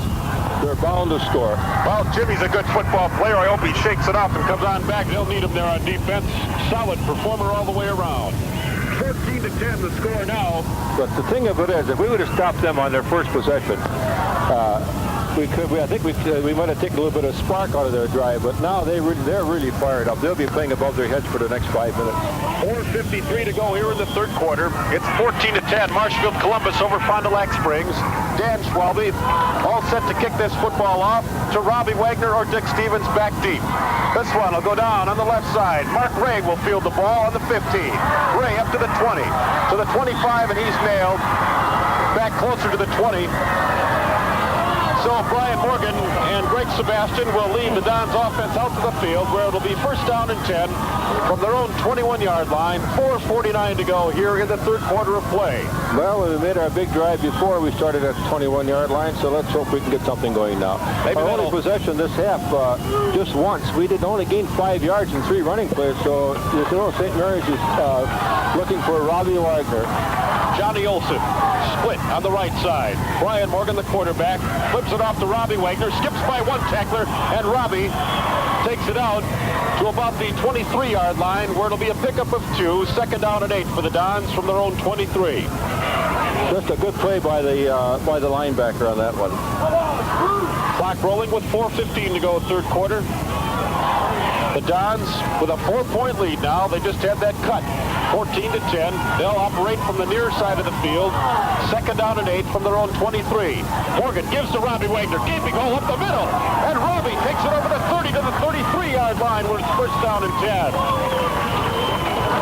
Good, smart, cat-like quickness running out there by Robbie Wagner, as he makes his way to the 33-yard line, where it's a 1st down and 10 for the Dons. Big play. We couldn't make it around the end, so they slashed him up the middle. He's really being a workhorse. He's carried the ball 15 times already tonight. 3:50 to go, 3rd quarter. 1st and 10, Columbus on their own 33. Brian Morgan gives up the middle again. Robbie Wagner takes it over the 40, and Robbie Wagner down to the 47-yard line. Another 1st down and 10 for the Dons. Boy, that fella knows how to run that football. He's carried the ball 16 times right now for 150 yards. And that line up there is putting those holes together for him. In the meanwhile, he dances through the maze and finds his way. Big ground gainers, about 12 to 14 yards the last couple of runs. It's a 1st and 10. Ball spotted on the 46-yard line. Dons still in their own territory. Quick give up the middle now to Dick Stevens. Stevens is down to the 40, to the 30, still on his feet to the 20. Stevens to the 10, and it's a touchdown for Columbus. What a play by Dick Stevens. Grabbed his way up the middle, took his way down the right sideline, and the Dons have 20 points on the board with 3 minutes, 19 seconds to go here in the 3rd quarter. What a nice run by Dick Stevens. The defense was looking for Robbie Wagner again, and Dick Stevens says, it's my turn, and I'm the other all-conference back. Take a look at me, and they had to. Another touchdown for Dick Stevens. The extra point will come up soon. He's pretty good at that as well. 20-10, the Dons on top with 3:19 to go, 3rd quarter. Boy, they got those points back in a hurry, and that stops the momentum from Springs. The snap. Morgan's got it. Stevens puts it up. Guess what? It's good. So, with 3 minutes, 19 seconds to go here in the 3rd quarter, it's the Dons 21, the Ledgers 10. You bet your boots, but that was set up by the play calling of Crow. They were sending Robbie Wagner wide the first time we had the ball. The second time they had him slashing in to his right. This time they hand the ball, the ticket to Robbie, handed the stick, and he goes right up the middle. And beautiful running. He was tackled, hit a couple times, broke away, kept his balance on about the 40-yard line, and just went all the way in for the TD. And he's a lot faster than a lot of people think. Dick's going to get a rest. It's going to be John Rasmussen kicking off the young sophomore, because Dick has got to be just a little bit winded right now. Okay, Johnny Rasmussen, another good athlete. Well, don't give them a quick one back now. That's the main thing. Don't let them run one back here. 21-10, the Dons back to that 11-point lead. 3:19 to go, 3rd quarter. John Rasmussen will kick off to Kane and Toshner. Johnny squirts this one right on the right side. It's fielded at the 35 and nailed at the 30-yard line. Just didn't get it well. He kicked off, where were we, down at La Crosse? No, down at Menasha he kicked off. Got a beauty off down there. Mike Matera took the ball up short of the 40. They'll call it at about the 38. Well, they got good field position, but they still got to get our defense going now. Get them charged up, Walt. Okay, 1st down and 10 for the Fond du Lac St. Mary Springs Ledgers. 3 minutes to go here in the 3rd quarter of play, and the Dons on top 21-10. Joe Behrens gets his team set. Here's the give up the middle. This one goes to Engelhardt. He'll pick up a couple of yards in the play, maybe one. No, he got he's got 4. 6. I got my hand on the wrong 4 or 5 sideline there, but I was corrected instantly. So it's 2nd down and 5 from the 44-yard line. Not bad, though. It took them till there were 2:40 to go in the 3rd quarter. 2nd down and 4. From the 45-yard line for Fond du Lac Springs. 2.5 minutes to go, 3rd quarter. Joe Behrens takes the snap. He'll give off behind him this time. It's Graby. He's got a big hole. And Graby takes it down to the 40 in Don territory where it's 1st down and 10. Just running right past some of our men. Just right past them. Boy, that fellow's a fancy runner as well. Carried the ball 14 times for 101. He's their bread and butter runner. Talking earlier with their head coach, Bob Hyland, he's the fellow they like to go to. Graby, the captain. All-conference selection down there in that valley. 1st and 10 now for the Ledgers. From the Dons 40, the give again to Graby up the middle. This time he's nailed. Looks like a fumble. Hey, they have it and they do. So the Dons will switch to the offense now. Let's see who landed on that football. Looks like Pat Krause. So the Dons, with a big piece of defense, get that football back with 2:04 to go in the 3rd quarter and stop that drive. The Dons will have that ball 1st and 10 from their own 39-yard line. 21-10 they lead. Under 2 minutes to go, 3rd quarter. They got the defense all mixed up that time. Here's the give off the right side to Wagner, and Robbie takes it over the 40 to about the 41. It'll be a pickup of 2. 2nd down and 8 on the play. 2nd and 8. They'll spot that ball back on the 41. Pickup of 2. 1:35 to go, 3rd quarter. Well, we want the clock to go now. We got to think our ticket even before we get to the 4th period. Of course, we could use a couple first downs here. Greg Sebastian, the all-conference center, over the ball. John Olson in motion. The give to Robbie Wagner straight up the middle. Robbie rides off those blockers, takes it over midfield to the 49 of Fond du Lac St. Mary Springs. Another first down and 10 for the Dons. Boy, their running game has been superb tonight. I'll tell you, it got in gear, I told you, 3 games ago, and they have been moving that ball on the ground absolutely beautifully. Another first down and 10 for Marshfield Columbus. Walt Kroll is the last man on the sidelines with his team flanking him all the way to the right. Taking a look at this play, first and 10. Again, Brian Morgan back to pass, runs out of the pocket. Oh, he gets nailed. Brian got nailed back there on about the 45-yard line. Engelhardt doing the honors for Springs. Well, they had 3 men back on him. So he just sort of fired it to the sidelines. We've got 45 seconds to go in the third quarter of play. It's 21-10. The Dons still on top. Tommy Kraus comes over to talk with head coach Walt Kroll. Meanwhile, John Olson comes split right to the near sideline. Second down, 16. The give to Dick Stevens. Power running, and Dick takes it up to about the 48. It'll be a pickup of 3. Bring up a third down and 13 situation. The 48-yard line.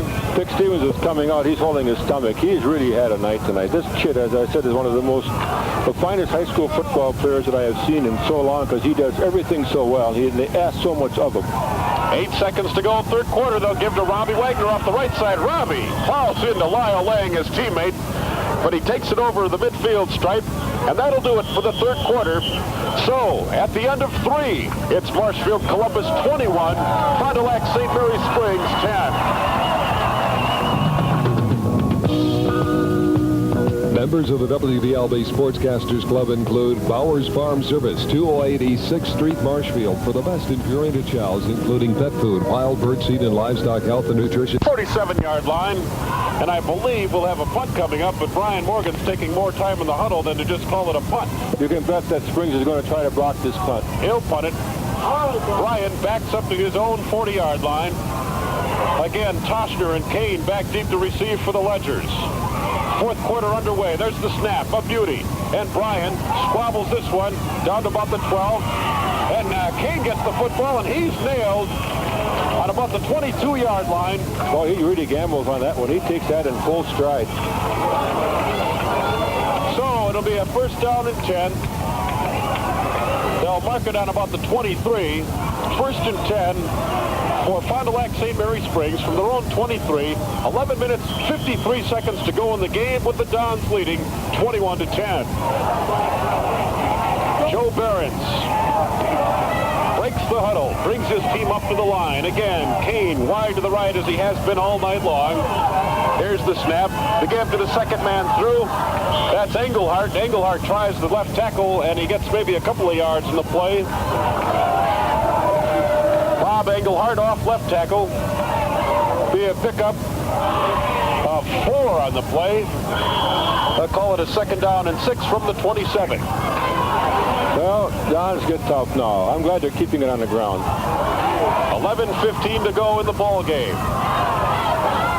Second and 6 from their own 27. The give this time off the left side. Boy, that kid is good. He was hit by Kerr and Lutz Nikolai Low, and the kid still gets through for the first down. Graby took it up to the 35 for the first down, a pickup of 8 on his personal ledger. The Ledgers, meanwhile, first and 10 from their own 37, from their own 35, rather.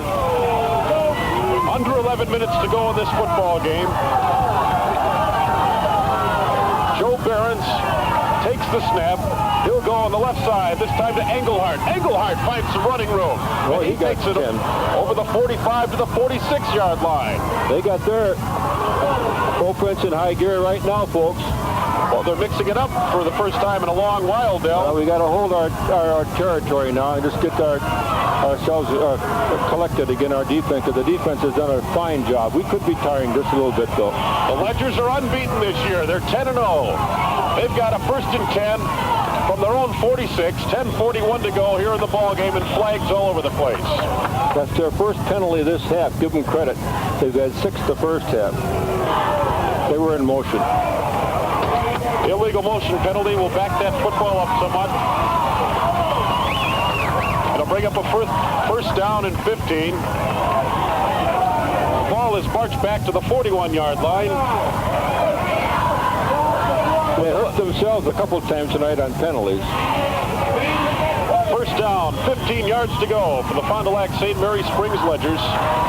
From their own 41, 10:35 to go in this ball game. They trail 21-10. Behrens takes the snap, gives off this time to Engelhardt, and Engelhardt takes it up over the 45, back to about the 46. That's where he got last time he carried the football. It'll bring up a second down and 10 from the 46. But they are picking up 5-10 yards of crack here, and that's something we have to stop. 10 minutes, 12 seconds to go here in this ball game. Don's defense hoping to stiffen up here with that 11-point, 21-10 lead. Second and 10.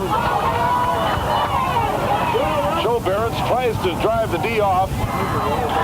Instead, there's a late count. He'll give it off to Toshner. Oh, there's got to be a flag on that play, but there wasn't really. The end was moving on that side, the other side for St. Mary's. Toshner took the football up to about the 48, 49-yard line.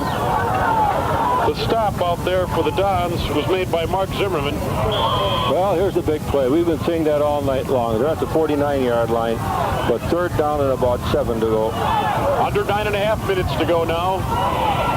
3rd and 7 for the Ledgers from their own 49-yard line. Here's the pitch. Again, a late keep. Oh, it's fumbled out there by Gravy, and Rich Nicolai got there a split second too late as Gravy recovered that football, but there'll be a big loss in the play back to about the 42-yard line. So it'll bring up a 4th down and 20 from the 42 as we approach the 9-minute mark here in this football game. The Dons 21, the Ledgers 10. 8:55 to go. A punting situation. Here we are punting again. Got somebody else back there. Dick Stevens is back, the deep man. Jimmy Vollmer back to punt, fields this one in the 30, gets this punt away. Dick Stevens is calling for it on about his own 20. He lost it, and it's picked up. It's still loose on the field. Oh, man, why are we handling those punts? Well, the punter, Dan Schwalbe, recovered the football, got it back on his own 34-yard line. So their punting game has gained more yards than their offense has, at least in this quarter. I didn't think we were going to handle the ball. I honestly didn't. Jimmy Vollmer, I'm sorry, punted that football, but the place kicker landed on it. First down and 10 for Springs. 8.5 minutes to go in this game. They trail 21-10. The ball on the Dons 33. Behrens back to pass. Lofts this one on the right side. It's tipped, and we'll see what happened. Incomplete. Boy, there's a penalty back here. I hope he's not roughing the passer. Jimmy Blosinski batted that one out of the hands of the intended receiver. It'll go against Springs. They were holding Rich Nicolai. They better hold Rich Nicolai. He lands back there all the time anyway. That's about the only way to stop him. What a fine performer. I thought he put Dick Stevens in there saying, don't handle the punt. And Dick tried to handle it. He reached out for the ball, went right through his hands. They back the football up. So it should go to about the 49, but they put it down on the 48. It'll be the first down and 25 for the Ledgers from the Dons 48-yard line. 8:18 to go. Behrens takes the snap, goes up through Gravy, and Gravy picks up a couple of yards in the play, about 4 to be exact. Takes it over the 45 to about the 44-yard line. And Gravy's lying down in the field. He's had a tough night, that kid. He's worked hard tonight. He really has, and he's gained lots of yardage, and he's deserved it, too. He's played a great football game. I was surprised to see him run that ball. I really was. I don't know if it was a draw play again or what. Well, Fred Jagfeld is the guy that's on the ground. He wears number 74. Gravy wears number 24. Kind of hard to see it here from this angle. Fred's he might have a cramp there on his left leg. He's a 240-pound boy out there. One of the doctors from the Marshfield Clinic are going out there. I think it's kind of a Charlie horse. Don't you guys, the way they're rubbing its calf down there? So we got ourselves a ball game. It's been the really the errors of the Columbus High School Dons that have kept St. Mary's in this ball game is a threat. The mishandling of the punting, and I don't know, the Dons have done such a fine job on it all year, except it really hurt us up at Chippewa Falls McDonald. But this last one, I did dream we were going to even handle that punt. It was not a good punt, and it just went through Dick's hands, and these things happen. That's all we can say. These things happen. Okay, 8:07 to go here. Well, what we need now is an intercepted pass, guys. Joe Blatz was the guy who was out on the field. Joe Blatz, number 74. I had the wrong name before. I looked at the back of his jersey, and there are only about 5 letters back there, and I know when you're going to spell Jagfeld, you're going to need a few more than that. Joe Blatz, he's all right. Standing in the sidelines now, second down, 22 for Fond du Lac Springs. The ball on the Dons' 45-yard line, 7:56 to go and counting. Barrett's back to pass, complete. At the 34-yard line to Kane. Kane still in his feet, wrestled to the ground by Pat Mansell and Jimmy Bosinski. So they'll get the ball all the way down to the 35-yard line. His forward progress actually had him up close to the 33. I'm surprised they brought that football back. Well, they got 12 yards to go for the first down, and believe me, they are not going to punt from here. They're going to go for the TD. Third down and 12 for the Ledgers of Fond du Lac St. Mary Springs. 7 minutes, 20 seconds to go in this game. The Dons trying to hold on and go to the championship once again. Third and 12 from the 35. Back deep to pass. Barrett, he throws this one. Oh, and it's knocked out of the hands of Weininger. Oh, was he hit by Jim Blozinski as the ball got there? Jimmy's been atoning for himself at his safety position ever since he lost track of that punt. And again, he knocks that football away in a tough defensive play. This kid's back in the football game. Well, we hold him on this play. That could be it, unless we make some more miscues. 7:12 to go in this game. The Dons with that 11-point lead at 21-10. It's a fourth down and 12, and you can bet that Springs will go for it. They have to now. Fourth and 12 from the 35. Richie Nicolai gets blocked out of the play. There's the pass. Intercepted. Intercepted on the 25-yard line. And all the way down to about the 40. Tim Nicolai, what a play by Tim Nicolai. Timmy Nicolai did the honors that time for the Dons. And there's another $10 to the Columbus High School Student Council. Compliments of the Marshfield Professional Policemen's Association. Way to go. Well, hang on to the ball now. We need about 3 first downs. What do you say, guys? I see you got, well, it's pretty quiet back here. Mickey got me a right. That's right, Mickey, you stick up for me. We colormen have to stick together. 7 minutes, 3 seconds to go in the game. The Dons back on the offense. Robbie Wagner gets the call and takes it up to the 45. It'll be second down and 5 now as the Dons still in their own territory at the 45. 6:50 to go and counting. Robbie Wagner has carried the ball 20 times now for 170 yards. Fabulous. Just fabulous is the word, I guess. Tom Kraus checks out. Johnny Rasmussen brings this play back in. Second down and 5 for the Dons from their own 45-yard line. They give to Dick Stevens. Finds a hole over midfield. Down to the 40. And gets wrestled down by a pair of Ledgers that time. Wrestling him to the ground, Jeff Furlong and Dave Anderson. And Dick Stevens, who hasn't had the call much tonight, but when he has, he's really capitalized, does so again. He puts the Dons down into Springs territory at the 39-yard line, where it's first down and 10. Dick Stevens has carried the ball 7 times for 92 yards. 6:15 to go here in the ball game. First down and 10 for the Dons from the Springs 39. 21-10 they lead. The give is to Robbie Wagner, sweeping wide to the right. Robbie tries to cut back and he gets nailed. Well, they left him on his feet this time. Weininger going both ways on defense kind of spun him around, and Rob said, hey, they blew the whistle. That wide one stuff really hasn't worked this half. We tried it in the first series and got nothing. It's been the slanting and up the middle. That's where we've been doing the job, the blocking job. John Rasmussen brings this play in. Tommy Kraus checks out. Second down and 12 for the Dons from the Springs 41-yard line. 5:34 to go here in the game with the Dons out ahead 21-10. Morgan takes the snap, gives this time to Joe Byrell, who's in the game, and Joe Byrell takes it over the 40, down close to the 35-yard line. Be a pickup of 6 for Joe Byrell. What a job this Joe Byrell did when Robbie Wagner was hurt, because Dick Stevens wanted to play that Robbie spot, and Joe went in for fullback, and he did an outstanding job for the Dons. Tommy Kraus back in, John Rasmussen out. Well, we got 7 yards to get the first down. Boy, we'd sure like to get that first down here. 3rd and 7 for the Dons. From the 36-yard line of Fond du Lac Springs. Quick snap. This time they give again to Dick Stevens up the middle. Dick Stevens runs laterally, still on his feet. And Dick Stevens, boy, what a run. Takes it down to the 25-yard line and then some.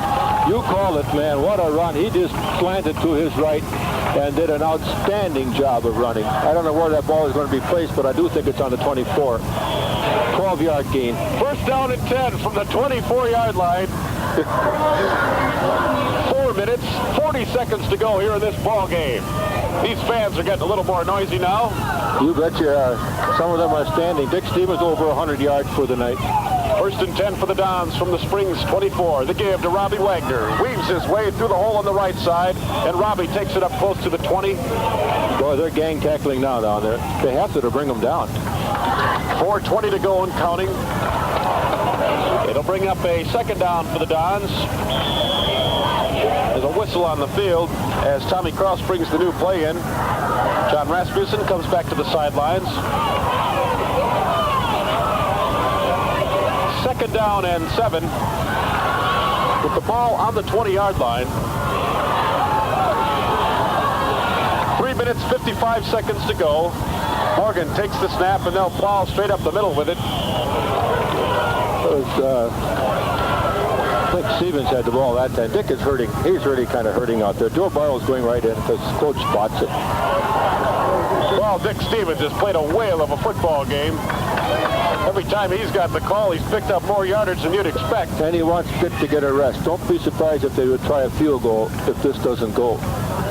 3:25 and counting in this football game. 21-10, the Dons out to get that state championship back. Put it back on Columbus Avenue in one of those trophy cases they have. This time the give to Joe Byrell, and Joe picks up. What a run by Joe Byrell. I'll tell you, this Columbus Dons line, Hayes, is just doing an outstanding job down there. Well, Joe took that football down inside the 15. It's close enough to measure. And we'll go for it. I'm sure we'll go for it. We won't think a field goal now, I don't think. Of course, if we make it, it's 14 points ahead. It'll take 2 touchdowns to tie us, but they could go for the 2-pointers in high school. The clock is stopped with 3:06 to go in this football game. A measurement coming up. The Dons hoping for another 1st down and 10 to add to their long list tonight. Here it is. And it's 1st down and 10 for the Columbus Dons. Boy, what a play, huh? Well, they can work some more time off that clock and maybe put some insurance on the board. 3:06 to go in this game. 1st and 10 for the Dons with the ball spotted on the 14-yard line of Fond du Lac St. Mary Springs, a team that has not tasted defeat all year long. Trailing now 21-10. The give to Joe Byrell, gets stopped behind the line, then takes up a few more yards. Finally, they've blown back. See where his forward progress got him. So they get off the football now. The referee's putting that ball back to where his forward progress took him again to the 14, back to the line of scrimmage. They'll give him a yard in the play. Call it 2nd down and 9 from the 13. 2.5 minutes exactly to go in this game. The Columbus Dons, outside of a couple of miscues, putting together a very complete and fine football game here tonight. Here's the snap, the give to Dick Stevens, takes it off right tackle, and Dick picks up his usual 4 or 5 yards. Actually, that's less than usual. He averages over 6. He has for the year. Overall, in every game, we aren't just counting the conference games, we're counting all the games. Stevens took that ball inside the 10-yard line to about the 9, where it will bring up a 3rd down and 5 to go now for the Dons with 1 minute, 48 seconds to go in the game. We're going to have to work at it to lose this game right now. 3rd 3rd and 5 for the Dons. From the Springs 9, a wide pitch out to Robbie Wagner, lost the football, and they're starting to work at it, Del. I'll tell you, it's just been that kind of a night. That's our 4th fumble of the night. Well, Springs gets the football back, but they're running out of time, folks. They've got 1 minute and 33 seconds to go. They trail by 11. The Dons defense will have to rise to the occasion now. Anything can happen in that amount of time. Let's see where they spot the ball. I think they're going to be about where? Is 10, 11-yard line? It looks like about the 11-yard line. First down and 10 from the 11 for Springs. They've got to go 89 yards to strike pay dirt here with the clock rolling and 1:24 to go in this game. Joe Behrens, the quarterback, splits Kane wide to the left. First down and 10 from the 11. Behrens fades out the left, the pitch out. There's a flea flicker play. This one is, just over the outstretched reach of Weidiger. And he was there. The ball wasn't. Tough play. Weidiger just didn't have enough steam on his run that time to pick it up. Man, that kid threw that ball a long ways. He really did. It'll bring up a 2nd down and 10. Our secondary's got to play just a little bit deeper. Prevent. Walt Kroll down there slapping his hands together. He does not like that, the sight of that one. Now we're going to have probably what we had at the ending of the first half, Hayes. It's going to take another 5-10 minutes. Lots of 0s, 1s, and 2s on the board. Now Jim Blozinski's back to about the 30-yard line. 21-10 the score. 1:10 to go in the game. 2nd down and 10 from the 11. Joe Behrens has his ledger set. He'll go back to pass. Looks left. This one is incomplete. Thrown out to about the 34-yard line to the intended receiver, Kane. He couldn't haul it in. It'll bring up a 3rd down and 10. They've only completed 3 out of 19 tonight. 2 interceptions. Well, the visitors' bus is rolling in to place over here. And some of the St. Mary's students are leaving, I see, to get on the bus. They must want a good seat on the bus. 1 minute, 5 seconds to go. Always sad when a good team loses. They were unbeaten all year long. But the Dons played their heart out tonight, and they'll come away victors. 3rd down and 10. This time, they'll go to Toshner, and he bulldozes his way over the 30, over the 20 rather, out to about the 23. He got the first down. Under a minute to go now, 59 seconds. First down and 10 for the Ledgers. The ball on their own 22-yard line. They trail by 11, 21-10. Offense and defense have been superb for the Dons tonight. They lost a couple games early in this season, and now they'll ride the wave into the state championship game against the winner of that Milwaukee Marquette High, Milwaukee Thomas More game. They want to repeat as champions. That's only been done once. That by Milwaukee Thomas More.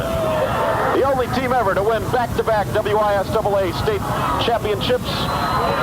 Wouldn't it be something if the Dons met them again and pulsed them again? I'll tell you what Coach Kroll has done this year is just that's coaching at its peak, at its best, really. When he lost some tremendous football players last year, took him a while to get this team really going, but the last 4 games they have been going.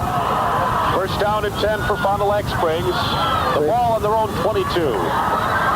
59 seconds to go in the game. Behrens, quick passing out on the right side. Another flea flicker. This one is thrown a bit too long. Jimmy Blozinski's intercepted it on the 40.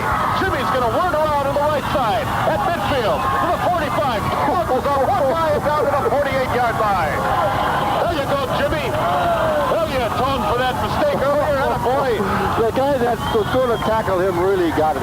Jimmy just put his head down and let him have it.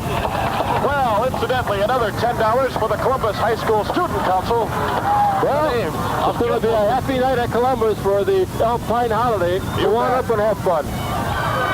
At $10, compliments of the Marshfield Professional Policemen's Association. The clock rolls now, under 40 seconds to go. The Dons are back in the state championship game. 21-10, they lead with just 30 seconds to go tonight. First and 10 from the 42, and Bryan will take the snap and fall on it. Clock rolling down now with 22 seconds to go. These stands all set to explode in front of us. 15 seconds away from the state championship game.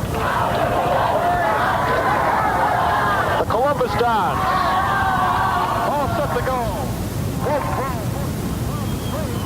3, 2, 1.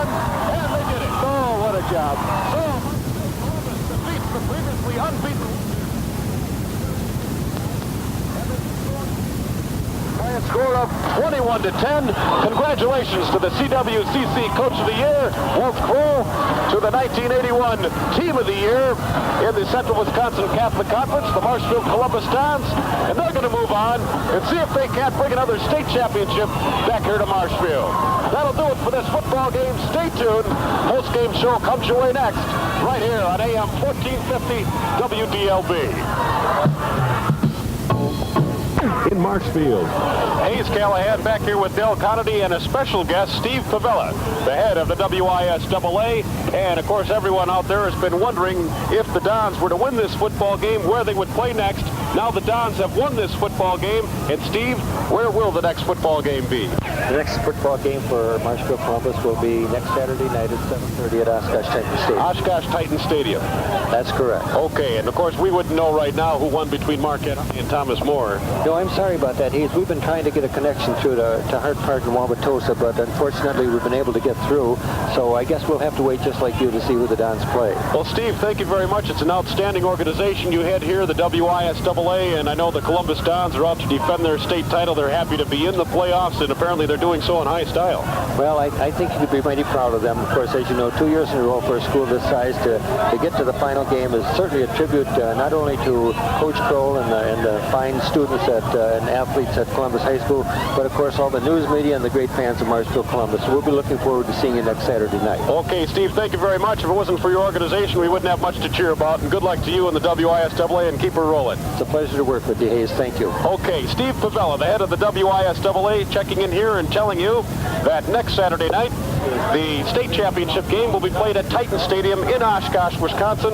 Again, the Marshfield Columbus Dons will take on the winner of that Milwaukee Marquette High, Milwaukee Thomas More game going on down at Hart Park in Wauwatosa. And now, let's tell you how this game went. Here's Del Connaughty. Okay, it went just the way we wanted it to go, Hayes. It couldn't have been any better. The Columbus High School Dons put their running game once more in high gear and just did an outstanding job here. The defense, I would have to say, was absolutely superb. They rose to the occasion. We made mistakes tonight by our fumbles. We had 3 fumbles in the second half, 1 in the first half. The first miscue led to their field goal. The second miscue led to a touchdown. We gave them the ball on the 10-yard line, and we just can't afford to do that. And they got the 10 points, but the Dons just turned around after that touchdown that they gave up and marched right down the field for the score to wrap this game up. The third touchdown of the night, and just as I said, a tribute to this team. These kids, they just never know when to quit. They'll never quit, and they just won't give up. And a tribute to Walt Kroll and that coaching staff down there. What a job! You were talking on the other end, but I can see what a great job he did. He caught a little bit of hell for it, for picking Columbus again. But he said, I felt they deserved it, and all of the men on that committee did because of their really tough schedule. And look what they've done tonight. They came back here and beat the so-called powerhouse in the Fox River Valley down there. And we beat them every way you can beat a football team. The same way we did with Pacelli last week. We beat them on the ground, we beat them in the air, and defensively, I think, as I said, our defense was absolutely superb. We outgained them by 111 yards tonight. The Dons picked up 288 yards on the ground, 38 yards in the air. That was a touchdown pass to Olson. And the boys from St. Mary's picked up 225 total yards, 210 on the ground, just 15 passes. We tried 5 passes, completed the 1. They tried 20 passes and completed 3 for a total of just 15 yards, and they had 3 interceptions for the ball game. The Don's story tonight was the mishandling of the punts. Of course, we had 4 turnovers, you might say. The 4 fumbles in the ball game, where St. Mary Springs, they came back with 5 turnovers. They had 2 fumbles and 3 pass interceptions, so things really kind of even off in that department. But I'm kind of an old maid when I sit up here because I get so excited and we want the kids to learn and do well. And we know they've been playing so well of late. And this team really gelled just about 3 or 4 games ago. I could see it. I told you when I came back from Menasha that night, the team had really played like we did last year from the word go. And it took that long for this young bunch to come around, and I'm telling you, but the job these young guys did this year to fill in the spots that they had to fill in is just, I just can't say enough for them. The whole team as a whole, and what this offensive line did tonight of blocking was worth the price of admission. A lot of times the blockers go unsung, or they just don't get the recognition. But the Robbie Wagners and the Dick Stevenses and the John Olsons, they'll be the first to tell you they're going nowhere unless these guys up front do their job. And this offensive line really started gelling 3 or 4 games ago, and just did an outstanding job. But I never dreamt in my wildest dreams that we could handle this team the way we did tonight. I just didn't, Hayes. I thought they could run on us a little bit better than they did because they had all the size up the middle. But I guess what we have is that Columbus spirit in football, and it's been there for a long time, and Lord help us for a long time. Well, we're passing out laurels here just before you get into the stats. I think Richie Nicolai deserves a lot, too. Yeah, Richie Nicolai and Pat Krause really stabilized that line. There goes Pat's dad walking down there waving at it. He doesn't know we're talking about his boy, or does he know we're talking about his boy? Okay, Jerry. But we got Richie on one side, Pat on the other, and those two guys really teamed up. And don't forget, as I said, Richie did not play the first 4 games. He had a shoulder injury, but just superb. But all these kids, Mark Zimmerman had a couple of good plays again tonight. Here's a kid that's honorable mention for the conference, came out for football for the first time last year, played very, very little. And what a job he did for this bunch this year. But you shouldn't probably single out anybody. As I keep saying, Dick Stevens is probably one of the better high school football players I have seen in many a moon, because there's so much asked of him this year when the other kids were hurt. And Dick was playing hurt. He was playing hurt tonight. He got hurt in this ball game. I knew it.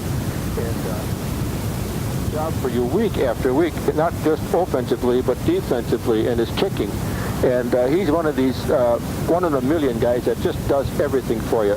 And Robbie Wagner, of course, is in high gear right now. Robbie Wagner carried the ball 22 times tonight for 171 yards. Dick Stevens carried the ball 10 times for 110 yards. Olsen broke even. Joe Byro came in and did his usual fine job. Carried the ball 3 times for 13 yards. That's a pretty good average, Joe. The leading ground gainer for St. Mary Springs was Mark Reeby. He carried the ball 18 times for 107 yards. And this was a fine football player. This is a type of kid any coach would like to have this year. That's all that I can say. He just never quit. And they are a good football team. They come from football country down there in the Fox River Valley. And year after year they've had good teams down there. And it's got to be a terrifically hard loss for St. Mary Springs and Bob Hyland. And it's going to be an awful long ride back way down to Fond du Lac. And we've experienced that ourselves in the past, but I just can't honestly say enough for this team this year.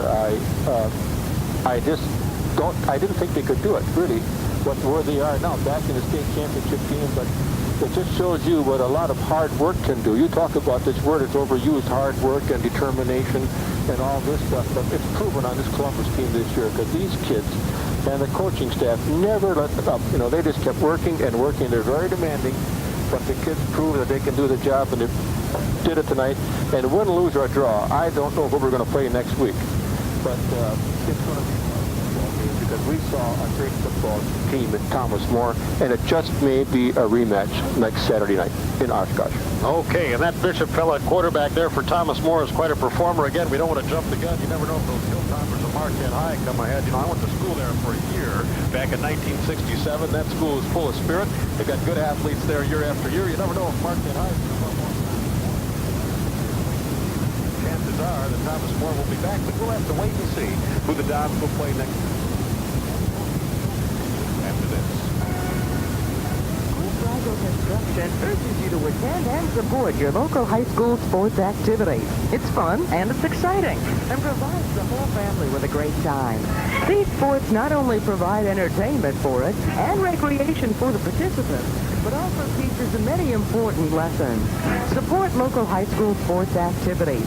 Say your friends at Good Rider Construction. And Del Connaughty back here with you from Beal Stadium, where the Marshfield Columbus Dons waltz away. Semi-final WISAA playoff game.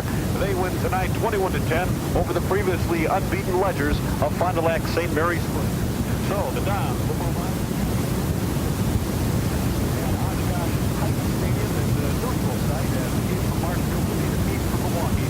Whether it's Milwaukee Marquette High or Milwaukee Thomas More, we don't know. Nonetheless, a neutral practice is now it's time for our playback. This ball game got off the right foot as far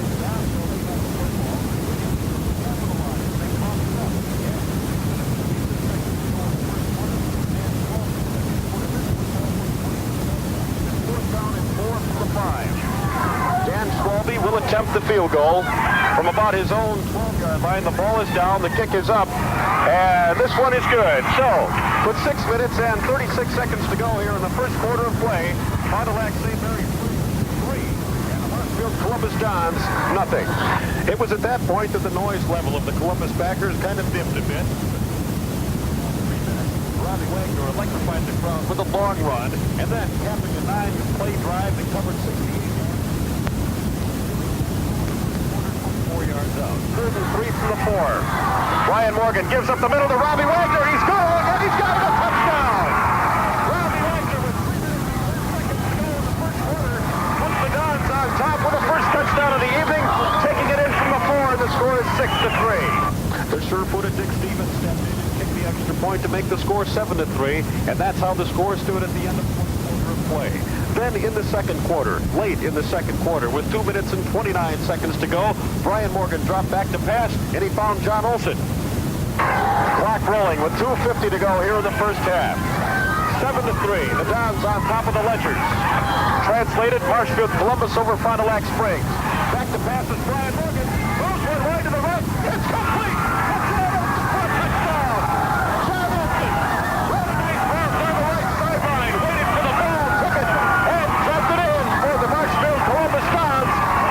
Scoreboard again. The score now 13-3 for Columbus. So 13-3 the score with 2:29 to go. That was a 38-yard touchdown pass from Brian Morgan to John Olson. It capped an 89-yard drive that cost them 6 plays. The extra point, you bet it was good. Dick Stevens stepped in, booted it, split the uprights, made the score 14. We stood at halftime. Then, in the third quarter of play, with just 4 minutes, 53 seconds to go, the Ledgers of Fond du Lac St. Mary Springs tried to show people around here why they were unbeaten. So Blaine Toster, their speedy little sophomore, and that kid's got a bright future ahead of him, recovered a fumble, and here's what happened from 10 yards out. 5:05 to go, third quarter. 1st and 10 from the 10 for Fond du Lac Springs. Joe Behrens takes the football, gives to Toster, riding his way off the right tackle. He's down, he's in for a touchdown. Oh, the speedster back there, Blaine Toshner. Yeah, that was a tough one for the Dons. A 170-pound sophomore runs that one in, and the score now reads Marshfield Columbus 14, Fond du Lac St. Mary Springs 9. So 14-9 was the score then as Blaine Toshner struck pay dirt. The extra point was good to make the score 14-10. Well, Fond du Lac Springs was done for the evening, but the Dons weren't when with 3 minutes and 19 seconds to go. In the third quarter of play, Dick Stevens got on his horse from 54 yards out, and here's that gallop. It's a 1st and 10, ball spotted on the 46-yard line. Dons still in their own territory. Quick give up the middle now to Dick Stevens. Stevens is down to the 40, to the 30, still on his feet to the 40. Stevens to the 10, and it's a touchdown for Columbus. Boy, what a play by Dick Stevens. Grabbed his way up the middle, took his way to the line, and the Dons have 20 points on the board with 3 minutes, 19 seconds to go here in the third quarter. Well, the sure-footed Dick Stevens became the fleet-footed Dick Stevens that time. He capped a 5-play, 79-yard drive with his 54-yard gallop to make the score at that point 20-10 in favor of the Dons. Then he went on the sidelines, changed back into his sure feet, and kicked the extra point to make the final score 20.